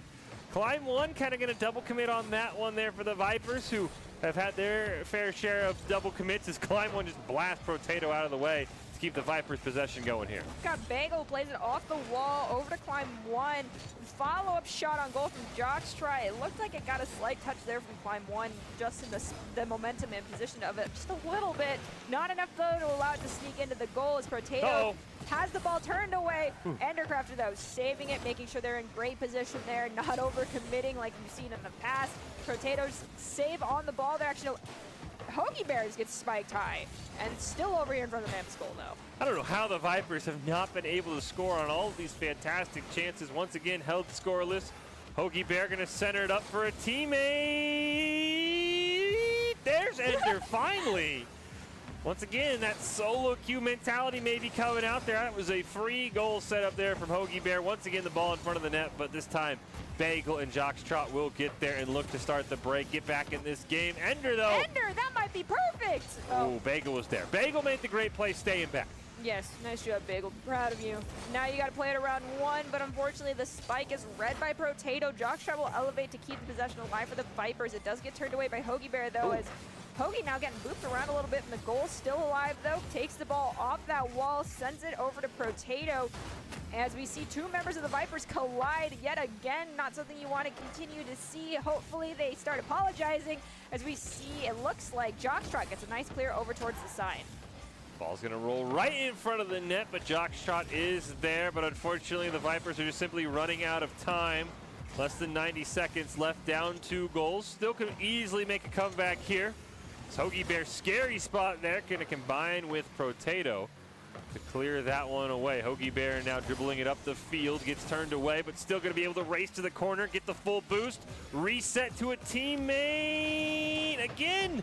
Teammate's not quite there in time.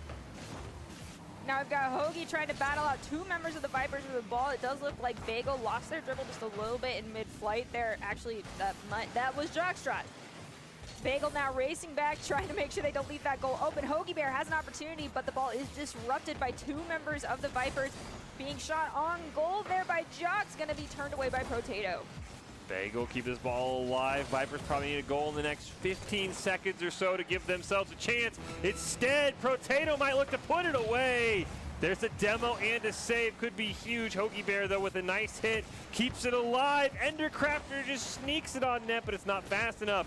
Now Climb one can start to dribble it out, but immediately denied by Potato. Jockstrap's clear, also turned away. Here comes Hoagie Bear. Shot's not strong enough, but right now the Mammoths are just killing time, and I don't think there's going to be enough left for the Vipers on the clock. The Mammoths should win this one when time ticks down, because you cannot score 2 goals in Rocket League in 0 seconds. Are they going to let the ball hit the ground? They do. This time they do. Again, probably the biggest blowout, if you will, of that series, and it was only 2 goals. Great job by the Mammoths. I think they still have quite a lot of double commits. You and I don't want to say we're hoping they get taken advantage of on those double commits, but it's kind of like those ones there's a catch like, that's a bad double commit. And then they still score. And you're like, no, stop scoring. You can't keep doing that. And I think I'm surprised the Vipers haven't taken advantage of it, but a player like Jockstrap probably has to recognize that. I would assume the Vipers are going to punish those double commits the Mammoths have. At least Jockstrap's going to be able to recognize it and maybe help the rest of their team out. Yes, but also the Vipers are doing their fair share of double commits as well. True. We definitely saw, even on the defensive area where their ball wasn't by them, we could see it in the back of the camera that there were collisions happening between Vipers players. It's just, you got to play around each other and play with each other, not against each other. Yeah. Something that comes with time. I understand Jockstraw is a fill-in this case, so their playstyle might be a little bit different, but you got to adapt quickly and work around it. Yeah, I know Jockstraw had done some coaching in the Esports Tower, so the great practice here for Jockstraw, trying to help Climb One and Bagel figure out what's going wrong. Again, easily could get a Game 5 here. It's already our longest series of the night. Everything else has been a sweep. We'll see if the Vipers could get us to our first Game 5. First full-length series, even the best of sevens. We never saw a full-length Cup series. We'll see if that will be the case here in our Fennec Cup, or if the Mammoths will continue their undefeated run. They have finally at least dropped a map in this week's Rumble. But so far, the Mammoths looking like a strong team, potential challengers to whoever wins our last Cup of the night. But we'll get to that later. As right off the kickoff, Potato looking to center it up to Hoagie Bear, who sneaks it in. And the Mammoths score first. I hope this replay has got a little bit more of a zoom in, because I need to see what happened here. I really thought that Climb One had that save. Jockstraw was just not quite at a sharp enough angle. That's unfortunate positioning. Our clock is stalled out. I promise the time has ticked off that clock. Yes, 1 second has ticked off the clock according to that. As you see, Bagel return the favor, scoring a goal off of an assist from Jockstraw. We might have Game 1 on our hands with this quick scoring. Look at this play for Bagel. The double tap, sneaking it in. As Nerdy mentioned, our clock, it's spooky season. Weird things are happening to our, it is haunted. It'll, what, the kickoff. Okay, Ender was there. That was scary for the Mammoths, kind of fell asleep there. Maybe they're, were haunted on their end. But yeah, the clock will update every time someone scores a goal. It is not permanently paused. As Potato misses on that one. That was just an odd goal all around. No one played the kickoff, and then it looked like the Vipers just kind of stopped moving. It's haunted. I'm just going to leave it at that. Yeah, that Game 4 is apparently cursed. This is why no other series has gone to a Game 4. Because they're all scared of the cursed Game 4. Off this kickoff, we do get a more routine one here. Endercrafter going to put it up for Hoagie Bear, but they just drive past it. They look for the demo. Potato just kind of spikes it in. All right, Jocks. Potato has been your rival this entire game. This is going to sound horrible, but you need to rule one that human being. We have not seen too many Rule 1s recently at the Esports Tower. They're always a ton of fun. I have seen it twice in the almost year and a half we've been doing this together, Fish. It has been hilarious and great sportsmanship every time we've seen it. I hope we do get to see one again, but I feel like if we're going to slow the Mammoths down, Jocks needs to take one for the team here and just rule one Potato. Hopefully Climb One and Bagels, they double commit on that ball, will be able to help out Jocks. Got to make sure nobody comes for the demo either. His ball's right in front of the net. Jocks can't quite sneak it around. Hoagie Bear thought they were going to have a great clear. Hoagie Bear misses on it though. So does Bagel. Potato stopped by Climb One. Endercrafter, last line of defense, hits it off the back wall, but can't get the second touch on it. And now the game has started to slow down here a little bit. With probably about 3.5 minutes. Again, our clock is frozen, but when a goal does get scored, it will update. We've got Endercrafter here spiking it into the corner. Hoagie Bear tried to follow it up. Ender will take out Bagel, opening the goal completely, but the crossbar saves it for the Vipers. Now we've got, it looks like Climb One coming in. No, Bagel coming off the respawn, managing to clear it across over into the Mammoths goal, and it will get saved by Potato. Potato down to Hoagie Bear, looking for a center. Drives right past the ball, unfortunately. And Climb One's going to be able to set this one up, but they drive past the ball. Now it's Jockstraw's turn, gets it around one.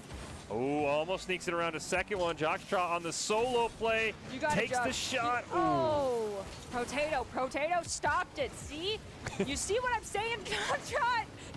Just rule one them. I know you'll not be doing much, but you can just talk to them. Have a good time together. Love to see it here. I don't know if maybe you got to convince one of your teammates to rule one, right? Because Jockstraw's been the strongest player. Maybe you tell Bagel to go maybe rule one. I think Bagel has, you got the car advantage too. You could block him off as Potato makes another save. Somebody's got to deal with him though. Right? Somebody. Potato is just trying to trying to go against Wilds for the most decorated player of this evening's series. They have a ton of medals to their name right now, not just in this game, but the other ones prior to this. Climb One takes out Hoagie Bear, but Endercrafter returns the favor onto Bagel, taking them out, so things even out for the respawn timers there.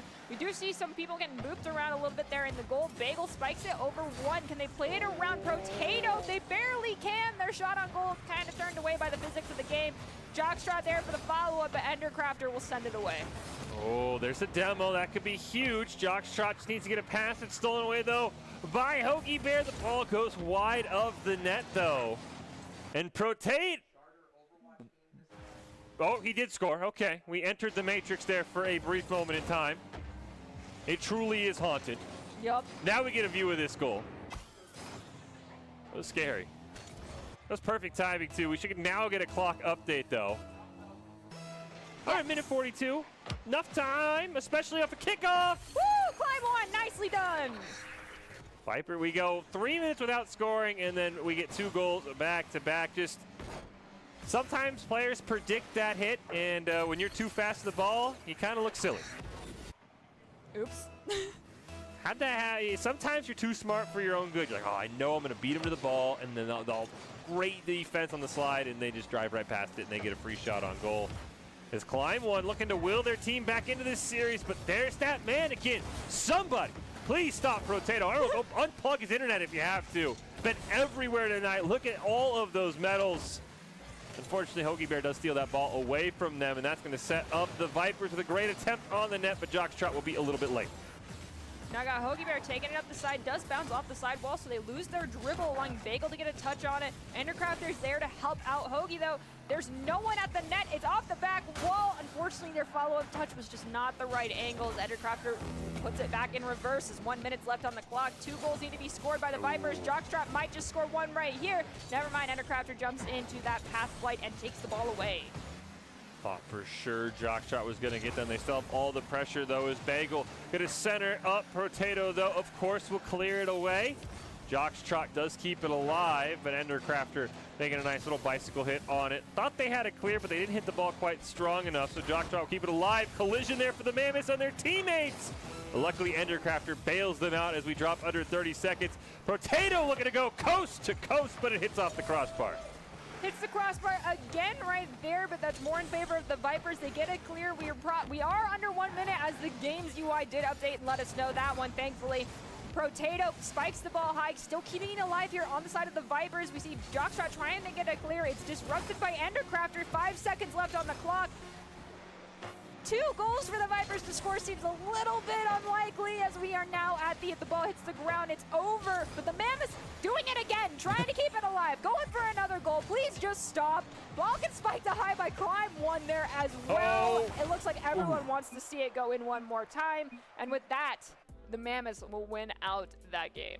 Mammoths win the series, our longest of the night. Again, this means the Mammoths go undefeated in week 4. I'm very curious to see if they ending up in Group A, where we find our 2 best teams of the night. Again, Group A has been the group of death. We've seen the Barracudas, Ghosts. We're going to see Milford High again, and we're going to see the Galaxies. Mammoths, though, got to be impressed. Anytime you go undefeated in the Esports Tower, no matter what group you're in, Nerdy, it is very impressive.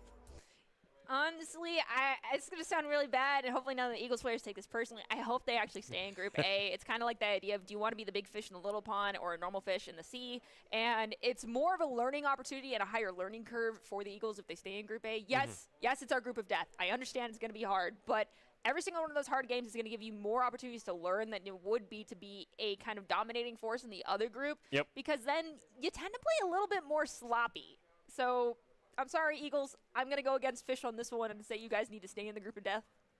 It'll be good for you in the long run, I promise, and I'm sorry for the suffering in the short term. Well, speaking of the group of death, it is time for our final cup match of the night. It is the Octane Cup with the 2 highest seeded teams from Group A, including a high school team. Might sound familiar, that has never lost in the Esports Tower a single series. We will see if that happens for the first time tonight. One more break. We're back with the Octane Cup after this.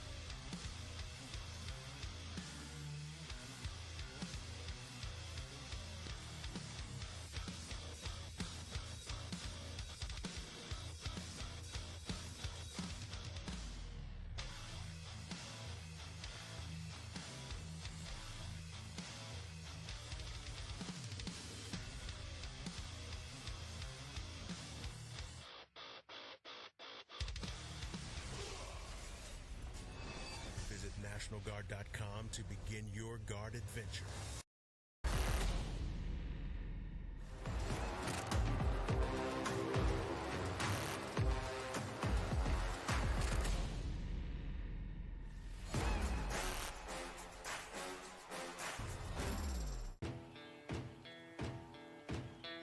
Here are a couple lessons I've learned over the years. Friendships come in all shapes and sizes. And always buckle up. Seatbelts save lives. That's a rule we can all live by. The news says Gen Z is struggling. I've got news for them. I wait tables, but last week I built a field hospital. I put out a forest fire. I stopped 1,000 attackers. And a natural disaster. I've saved lives. And led a team on patrol. I serve. Well, I go to school full-time. While I work full-time. The greater the challenge, the stronger we become.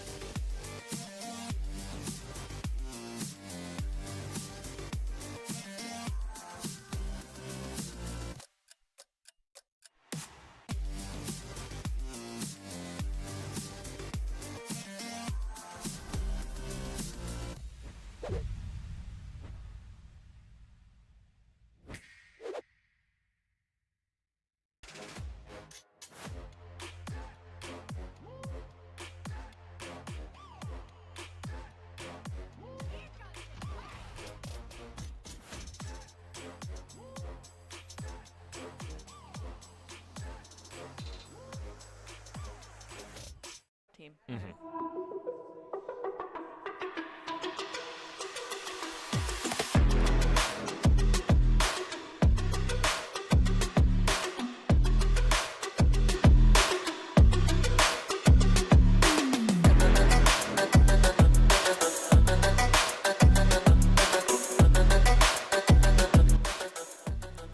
Welcome back into this broadcast of the Esports Tower Rumble, broadcasting it live from the Boise State Game Pants Esports Arena. It is the end of week 4 here in our cup stage, and it is time for the final showdown between the two highest seeds in Group A. It is Milford High, who remains undefeated in Esports Tower matches. They actually dropped their first ever map in the Esports Tower last week, I believe, to this Galaxy team, who they are taking on in the Octane Cup. Fish and Dirty here call it all of the action. Milford High looking to be another one of those dominating high school teams, but the Galaxy is a very interesting team. They have Enzos from the Ghosts, Esports Tower Ghosts, who we know are this kind of lab concocted team, and then two of their friends, Rev and DJ, making their first ever Rumble appearances, potentially seeing what the Rumble has to offer for them. So it's Milford High, it's the Esports Tower Galaxy.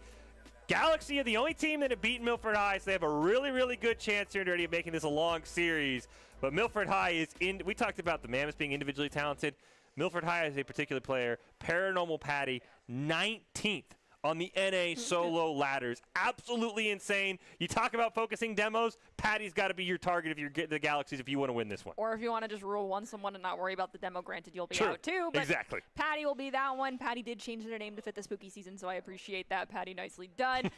But you might have a hard time this game just trying to spend a lot of your time laying demos, which I know you're capable of doing, but I'm interested to see what Galaxy brings to the table, as they are kind of, as you mentioned, more of like a group of friends that have been brought together, pulled in by the members of the Ghost to try out for Esports Tower to dip their toes in the water, see if they like it.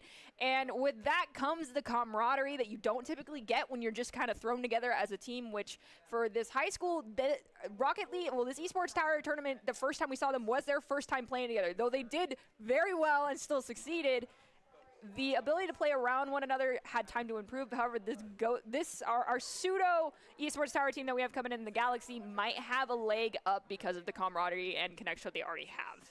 Well, let's hop into the Octane Cup here between Milford High and the Galaxy. Milford won their Octane Cup last week over the Barracudas. See if they can pick up another championship here or if the Galaxies can knock them off. This was a fantastic series, as we mentioned. The Galaxies look very strong, challenged Milford in our final group stage game, beat them in their first ever map. We'll see what DJ Enzo and it looks like Parson, changing their name from Rev, can do here in this one against Mad Marsh, Paranormal Patty, and Tragic. We talked about demoing Patty. He gets one step ahead of us, 30. He is actually going to get the demo onto Parsons. It is already a demo-happy game here in Game 1. Enzo took out Mad Marsh in return for that one. Patty playing the ball off the wall from one of their teammates there.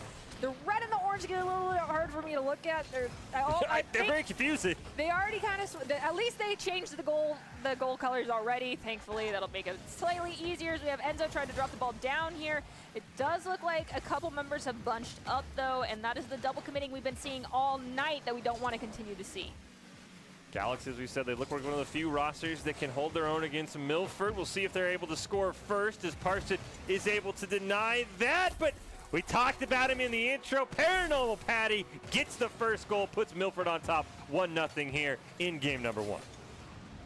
If there's one person to shut down, you gotta shut down Patty. Exactly. And as we mentioned, our scorecard is very haunted. That is not currently our game score. That is not currently the game clock. It will update, and it actually is ticking down. So our game score is currently haunted. There's a ghost. Paranormal Patty is on the field. We can say that it might be due to them.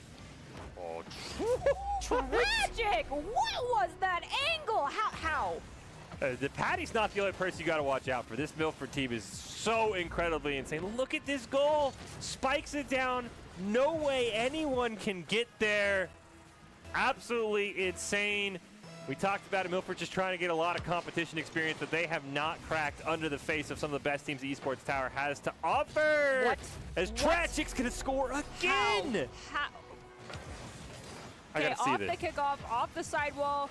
Just barely gets a touch. Oh, wait, no. Okay, they were there on the ground. The rain, I think, or whatever. Yes, this field's dark color made it hard for me to see them. Plus, I'm going to say it was the rain's fault. But they were on the ground. They spiked it in, but wow. What a start for Milford. Already a 3-0 lead. We'll see what the Galaxy could do of DJ Enzo and Parson as Patty just denies that shot attempt. Ball almost centered, but once again, Patty with the clean win over to a teammate. Shot from Mad Marsh on net, not able to find it. And now the ball will be reset right in front of the net. Paranormal Patty's shot turned away. There's another demo. Unfortunately, the demo's not helping the Galaxy out as they still are looking for their first shot. Finally, DJ get it, but it's an immediate save from Tragic. Tragic now popping it high for Patty, trying to help one another out. That's some great teamwork. Patty getting in the passing lane there of one of the Galaxy players trying to clear it. It's right in front of their goal, however, as Enzo's racing over, sends it to the midfield. Is there a follow-up from a teammate? There is. It's now in front of the Milford goal, but I don't foresee it going in. It will not, as we see Parson. Oh, wait, my apologies. Galaxy's goal. Parson gets a save, sending it back over towards the other net. Paranormal Patty picks up the demo onto Parson and now looks to bicycle it back towards midfield. Kept alive for the Galaxies there. They're starting to run out of time, almost halfway through this game 1 of the Octane Cup. So we see DJ here off the wall, looking to make a play. Waits on it perfectly, has Parsons near midfield, but it's cleared away. Over to Patty, whose shot is just wide. Playing it off the back wall is one of the Milford players. Not enough of a follow-up, though. Patty already rotated completely back, reads that one perfectly, spikes it over to Tragic, tries to center it up, unfortunately can't get the right angle on it. Paranormal Patty's shot on goal saved by, we'll say, the crossbar that time as Parsons taking it over towards the net, disrupted by Patty yet again, who's just all over the field playing as a dominating force. Patty waiting for a ball from Tragic, but it does get turned away. Tragic is going to miss on it. One of the few mistakes they've made is the Paranormal Patty looks to maybe help it into the net, but it is turned away by Mad Marsh. Another shot here for the Galaxy. Ball just barely bounces in front. Parson gets the boost, but no ball. Still a scary spot here as Enzo's shot is turned away. And the Galaxy just cannot find the back of the net. One more chance here for Parsons, looking to dribble it in. But of course, Tragic comes up with a clean save. Got Enzo now taking it up the side here, trying to send it to one of their teammates. They do, but a double commit from Milford, something we've seen plenty of times from them, will end up getting it sent back over towards the Galaxy's goal, and Tragic comes flying in, getting their hat trick. Assist there from Mad Marsh, finding the 4th goal of this round.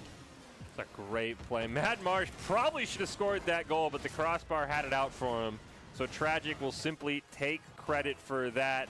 Minute 20 on the clock. Milford in complete command of game 1. We've had some crazy things happen here. We start with the demo from DJ. Now Parson wants to dribble it up there in a one-on-one.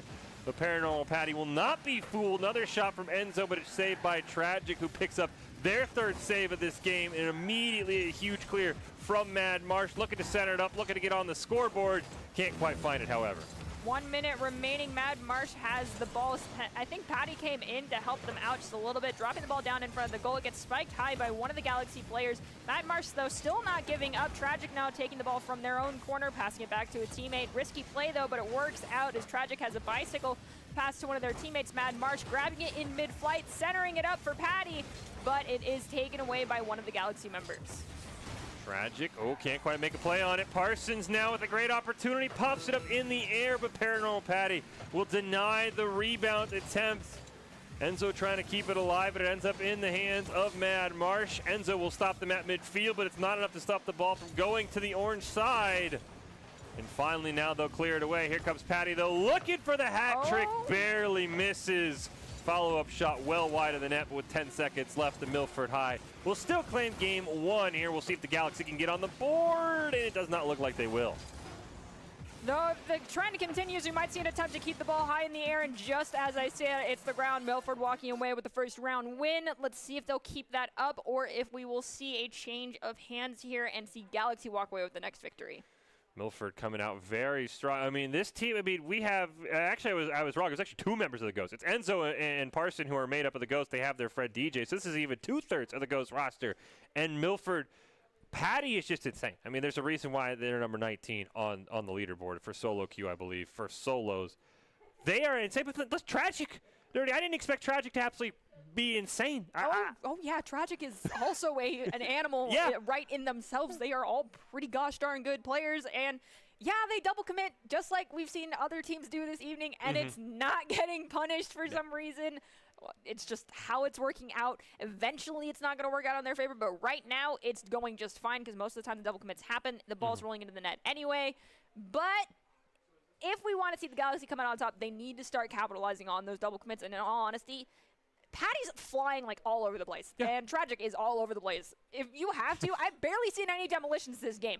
Start blowing them up. Just do something to make their life a little bit more difficult. It feels like that's just way too easy for them right now. 100% agree. I just don't know how you get to Tragic. They're in the air all the time. Exactly. We don't have the ability to track that. I feel like Patty, guaranteed, is probably in the air more than on the ground. Tragic feels about the same way. Maybe you just got to demo Mad Marsh because maybe they're just on the ground the most. We will see here as early on, Enzo and company do get some pressure, but immediately Patty turns it around, forces a save for Parsons, but the pressure is not done yet. Here comes Tragic! In the air. You couldn't have done anything. You can't demolition in the air really that easily. That would have been like a snipe shot if you successfully did that. So what's the option here, Fish, at least in your opinion, to shut down these two? Because they're like the dynamic duo. I always feel like, you got to go with the soccer route of just dribbling the ball as long as possible and not letting them touch it, because Tragic just barely nudges the ball down, perfect positioning. Yeah, you almost got to just play keep away and hope you maybe score like 2 goals and immediately you start passing the ball all over the place, because I honestly do not know. I don't think demos are going to work just because Tragic and Paranormal Patty, they're in the air. It's so hard to hit demos on people who are flying, as there's a big clear. Could be a great chance for Enzo and company, but Parsons just misses. DJ, yes! DJ gets him on the board. 1 more of those, and you play keep away for the next 4 minutes. Okay, so you said dribbling. A couple weeks ago, I actually suggested quite the opposite, and that's because right as we're talking about the dribbling here, if they have it for more than a couple seconds, a Milford player comes in and just swoops it away. They don't go for the demo. They go straight for the ball. They're not even looking to get a red card in real soccer here. So I think if Galaxy wants to win, they just need to do the give and the go and keep moving. Exactly, like the long clears down, reset. See what they could do as Patty gets possession. Enzo with a fantastic little stop, but Marsh is already there in possession. Does look like Parsons won the battle to that big boost in the corner. Shot from DJ turned away. Here we go. Patty wants to go length of the field. Has Mad Marsh to their right. Not able to get it. What can Tragic do? Looking for a back pass. Look at that air control, but it is finally turned away, and Mad Marsh will stop it at midfield. DJ pops it up over Mad Marsh, so but Patty comes in, sending it right back over. It does look like Enzo gets a tap on it, sending it to Parson, who misses it, but it doesn't matter. As the ball rolls in, there was a slight touch there from one of the Milford players, but wasn't enough. There's 3 minutes and 37 seconds left on the clock. Galaxy's in the lead by 1 right now. They've got 2 options. Try to go for more goals or just play keep away from Milford and not let Patty or Tragic touch the ball. This Milford team is very scary. I think it was in last week, or 2 weeks ago's Octane Cup. At one point, the Barracudas had a 3-1 lead with 45 seconds left. Milford won that game 6-3. They could score goals insanely fast. So you've got to get probably 4 on the board if you want to be safe if you're the Galaxy. We'll see what they could do as they're already playing some defense. Oh, what a fake by Parson. Does get driven into by Tragic, as Nerdy mentioned. As soon as Milford sees the ball, they go right after it. Patty looking for a shot off the side wall. Can't quite play it, though. Immediately, though, steals it away from Parsons. You get kind of an awkward demo there onto Mad Marsh, but unfortunately, Galaxy aren't able to capitalize. Now we've got Tragic doing what they do best, taking the ball in the air, playing it above DJ with a follow-up shot from Patty off that crossbar, bring us to a 2-2 side game. That is Patty. Look at Tragic. Immediately baits out DJ. Net's wide open. Patty will hit it in. That dynamic duo of Tragic and Paranormal Patty have been so strong in the Rumbles for Milford. We'll see what the Galaxy can do. They've beat him once. They've had the lead in game 2.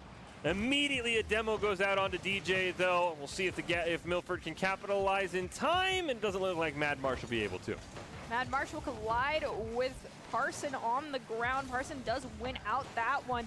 Tragic now trying to steal the ball away. They managed to do that, popping around one member of the Galaxy to take it right back away. Mad Marsh still trying to battle it out for possession here. All of their teammates kind of giving the opportunity for them to work that one out as Tragic in the goal gets the ball. DJ takes out Paranormal with Patty, possibly opening up a shot opportunity here, but as I say that, Mad Marsh gets the ball taken away from one of the Galaxy players. Oh, Tragic with a rare miss off the wall. Parsons fakes out Paranormal Patty, but Mad Marsh is the last member of defense with a clean clear. Parsons going to stop that, though. Tragic in the corner, looking for one off the wall. Most pressure we've seen, but a demo onto Enzo is going to open everything up. Mad Marsh trying to set up Tragic for the shot off the backboard, but Marsh can't get there in time. Sets it up for Paranormal Patty, but Parsons with a fantastic save as we drop under 2 minutes left in game 2. We've got Patty trying to take the ball away from Parsons. Does look like one of the teammates came in to help that one out. DJ elevates at the midfield, trying to spike the ball away from the Milford team. Patty plays it up above the goal. It's taken away by Parsons, stopped by, it looks like Tragic here, trying to center it up for one of their teammates. It does look like Patty's trying to keep this one alive as well, but they do lose possession. Enzo will elevate, gets knocked off the ball there by one of the other Milford players. Now Parsons trying to take it up off their back wall. This could be a bad situation for the Galaxy team if they don't get a good clear. Tragic, it's a nice clear down, but Parsons immediately with the pass over to DJ. Ooh, right in front of him. He still will be able to get the ball first, play it around Patty, plays it around Tragic as well. And then Tragic will recover in midair. Enzo with the nice steal. Patty makes a fantastic save. 60 seconds left in this game. Tied it to his side. Who will come out on top as DJ gets a demo as well. Could be a great chance for the Galaxy here, but Tragic will put a stop to it. They bump Mad Marsh out of the way, but Patty off the respawn. Going to make a great save. Got Enzo here, got that corner boost, trying to steal the ball away from one of the Milford players. A little bit of help from Enzo might have been just enough. It is. Enzo steals the ball away. It's over DJ, but it ends up by, I believe, Enzo yet again. Yes, stopping at the midfield. Mad Marsh comes in, trying to steal the ball away from Parsons. They toss it over to Patty. Will they be able to take it back up? We have still got 20 seconds left on the clock, but someone needs to score to stop overtime from happening. Patty wants to be that person, but Parsons makes a fantastic stop. And the Galaxy might get one last chance at it. Patty will turn the first one away, gets a second touch on it. Now 8 seconds left. Looks like Milford. Never mind. Parsons will steal it away here. Ball's just kind of hanging out near midfield. We'll see if it gets to touch the ground off the side wall, and we'll reset for overtime. This is scary territory for Galaxy. If they do not win the kickoff, they will see a goal scored almost immediately as Parsons takes out Patty, which is probably something that was planned just at least a little bit to give them a little extra breathing room. Tragic does get a toss down towards the Galaxy's goal. Enzo, though, read it well, taking it up the sidewall. Patty, though, takes the ball away from them. Now shot off that back wall. Parson gets in the passing lane, disrupting it. Tragic spiking the ball high now, trying to bring it into the goal. Oh, what aerial control by Tragic. Played that perfectly.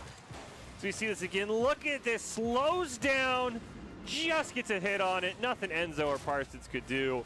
Galaxy gave it all they could, but Milford will come out on top in game 2 and now be 1 game away from winning the Octane Cup and claiming themselves champions of the Rumble for the 2nd week in a row. And I don't even know what to say, Nerdy. I felt like the Galaxy's played a perfect game. They got it to overtime. They got the demo on Patty to start overtime, and then Tragic just said, oh, you know, hold my beverage of choice. I'm going in, and I'm going to win this one.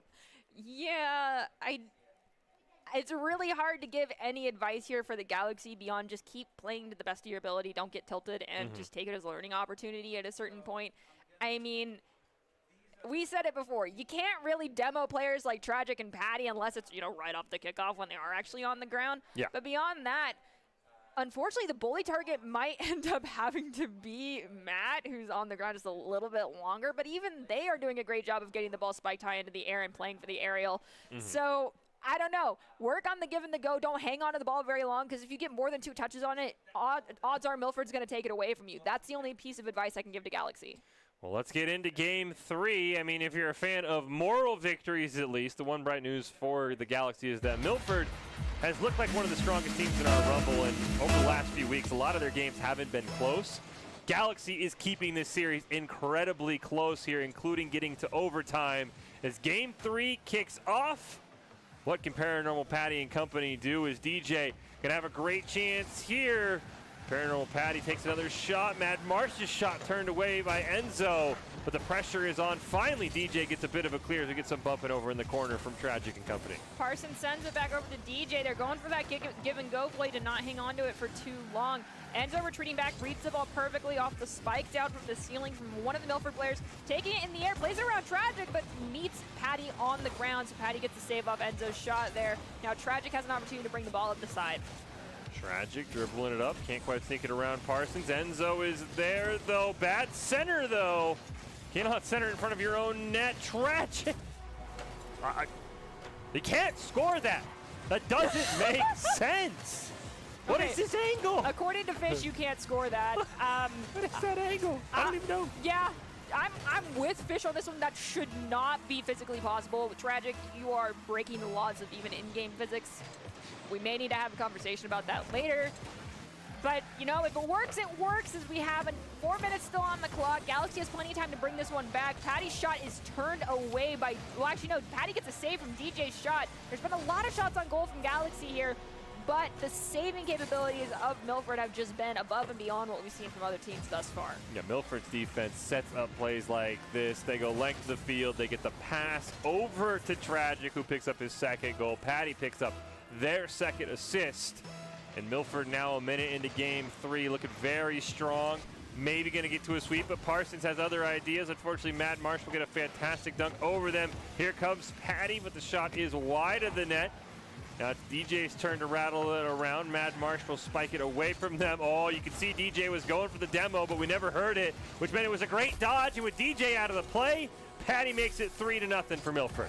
Mad Marsh was basically out of the play as well. You can see here that Mad Marsh, no boost in the tank, so they cannot do much. They're stuck in the midfield. Didn't matter. Patty went in. I'm mid-flight. This is just going to go in. It's fine. Galaxy, after a great game 2, struggling a bit here in game 3, but maybe Parson could change that. Ball lands right in front of Tragic, though, makes a great save. Now Tragic wants to go coast to coast. Patty ends up popping up in the air, looking for their 2nd goal of the game. They can't quite find it, as DJ and company do get at least a moment of relief, as Enzo with the big clear down, going to go chasing after it, but Patty's already there. Steals it away from Enzo, who loses their dribble off the roof. Parsons and DJ all commit on it. Luckily, Enzo retreats in time. Got Patty who drops it down off the ceiling. It does end up with Enzo kind of returning the favor for that last one, but Mad Marsh comes in to keep it alive, centering it up. But Parson does get a touch on it to change possession over. Enzo's shot on goal is going to be turned away by Tragic. Let's see if this is going to get turned back around. Never mind, Tragic's going to get taken out. Well, sorry, Mad Marsh will get taken out by Enzo, who's still trying to keep this alive. Mad Marsh is now respawned, stopping the ball at the midfield. Parson racing up, kind of loses the ball there. They get a demo on to Enzo, does Patty, but it's, oh, I thought it wasn't going to matter, but Patty, of course, makes a huge save. Enzo off the respawn, trying to challenge Tragic. The ball nearly bounces in their own goal. Parson with a back pass over to Enzo. Milford just does not let the Galaxy get very long clears. Tragic tries for the double tap off the wall. It's over to Patty. The shot's wide of the net, and the Galaxy hang on by the skin of their teeth to at least not allow another goal. They've got time to bring this one back. Just over 2 minutes is enough, but they need to get these clears to actually go all the way through. The passing lanes are just constantly being taken away by the Milford team. Parsons, nice pass, but it's stolen, as you said, by Tragic. Enzo ends up with the ball right in front. Parsons kind of hesitates. Play it slow. Come on. DJ, get in there! Oh, no. Now they have to retreat back. Otherwise, Patty's going to just take it all the way across. Enzo tries to challenge him. They do manage to get it sent towards the net, not even into the goal box, though, to allow for a shot on goal. And as I say that, Parson comes in, getting them on the board. Can we see the Galaxy get 2 more goals? I feel like they need to score at least 1 off of this kickoff here because there's just so much time between every single one of these goals. Yeah, Galaxy need to score fast because the longer and longer the game has gone on, Milford will usually get more and more attempts. You can see in the shot difference there as we see a chance here for Parsons. Gonna set it up, DJ racing in. Just barely over the ball. Would have been a great opportunity, but the pressure's not over yet. Stolen away by DJ. Mad Marsh will make the great save. Enzo now racing over to the corner. Stops the clear. What can Patty do? Enzo's going to land right on it. A perfect sequence here for the Galaxy, but Tragic, the third member there, turns it away from the back of the net.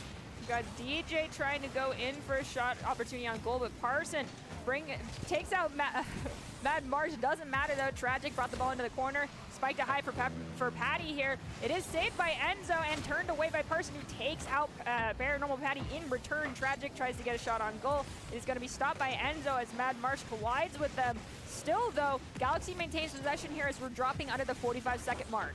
Oh, that would have been an insane setup, but unfortunately Tragic just kind of killed the ball's momentum. Mad Marsh's shot too slow, and now Patty looking to add one more to end the Galaxy's chances of extending this series. Parson, huge pass to Enzo. Enzo barely keeps it alive. 30 seconds left. What a save by DJ. Parsons picks up another one as well, making 2 in a row for Parsons. Holy cow. But unfortunately, the ball's not being cleared. It's just being shot attempt after shot attempt. Patty passes it over to Mad Marsh, who will watch it roll in, and that will probably be what ends the series and gives Milford the win. And Patty's medals are currently going off of our score counter. That is okay. You get the award for most medals and most decorated player of the evening, Patty. I think that's pretty normal for you. We might just count you as an outlier data, though. Milford looks like they're going to claim their second Octane Cup. I don't foresee anything crazy like 3 goals in 9 seconds, and the timer ticks down. That seems more and more likely. So huge congratulations to them. Their second Octane Cup in a row. This tournament might need some more tournament experience, but they are definitely a force to be reckoned with. Nice save there at the very end. GGs go out.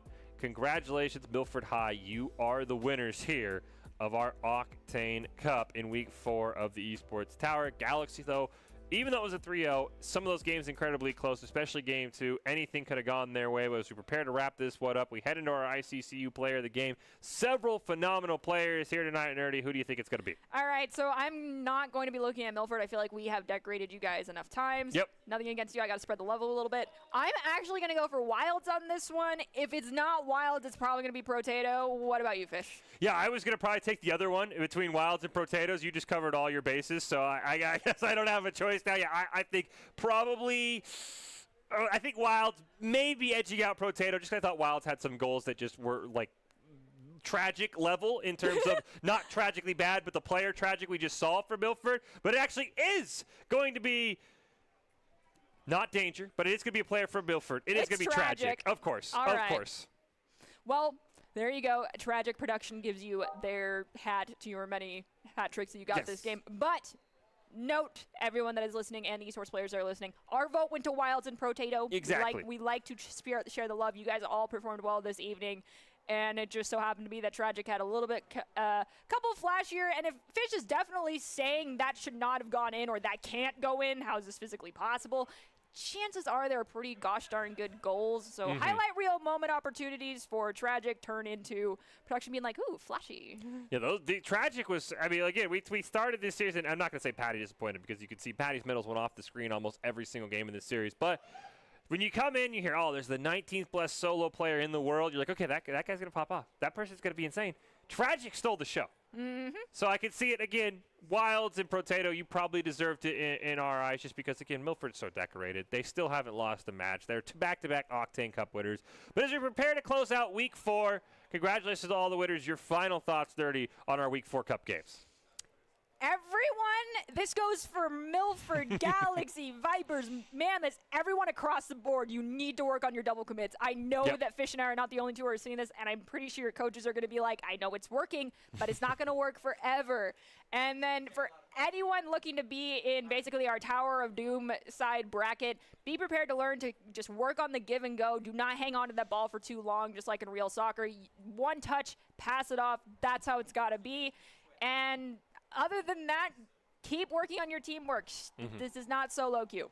Yeah, VOD review, I'm sure, is going to be very, very strong for a lot of these players, especially esports tower teams. You said double commits were very, very prevalent. Well, thank you for everybody for tuning in. Congratulations to all of this week's teams for some strong performances. This week was jam-packed with exciting moments and new teams heading to the top of the Rumble. Watch out for the Mammoths. Even though it was in Group B and they didn't face the Group of Death, they still were undefeated this week. Love to see what they can maybe do against those teams like the Galaxies and like Milford High potentially in Week 5. Players are making a ton of huge improvements.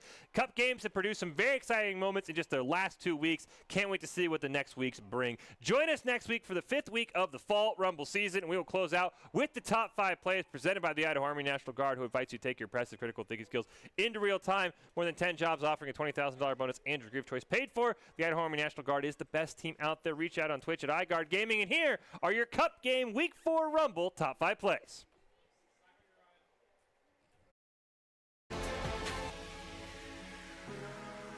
Stolen away. There is Hawker now. Might have a chance to send this one up. Give an insurance goal to the team. And Taco able to turn it around. And Taco Bell has another goal, and it's 5-1 Gators.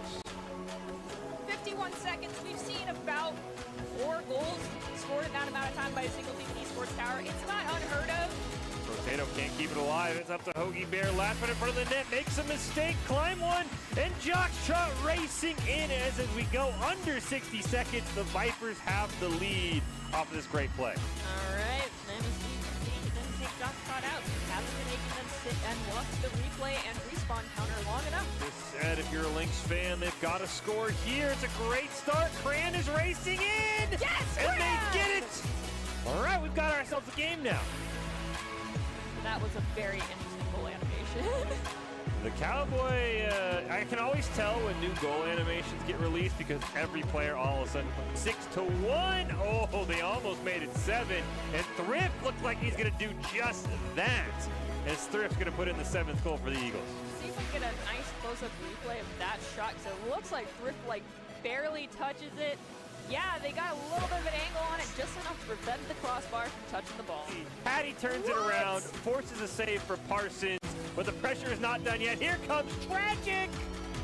In the air. You couldn't have done anything. You can't demolition in the air really that easily. That would have been like a snipe shot if you successfully did that. So, what's the option here, Fish, at least in your opinion, to shut down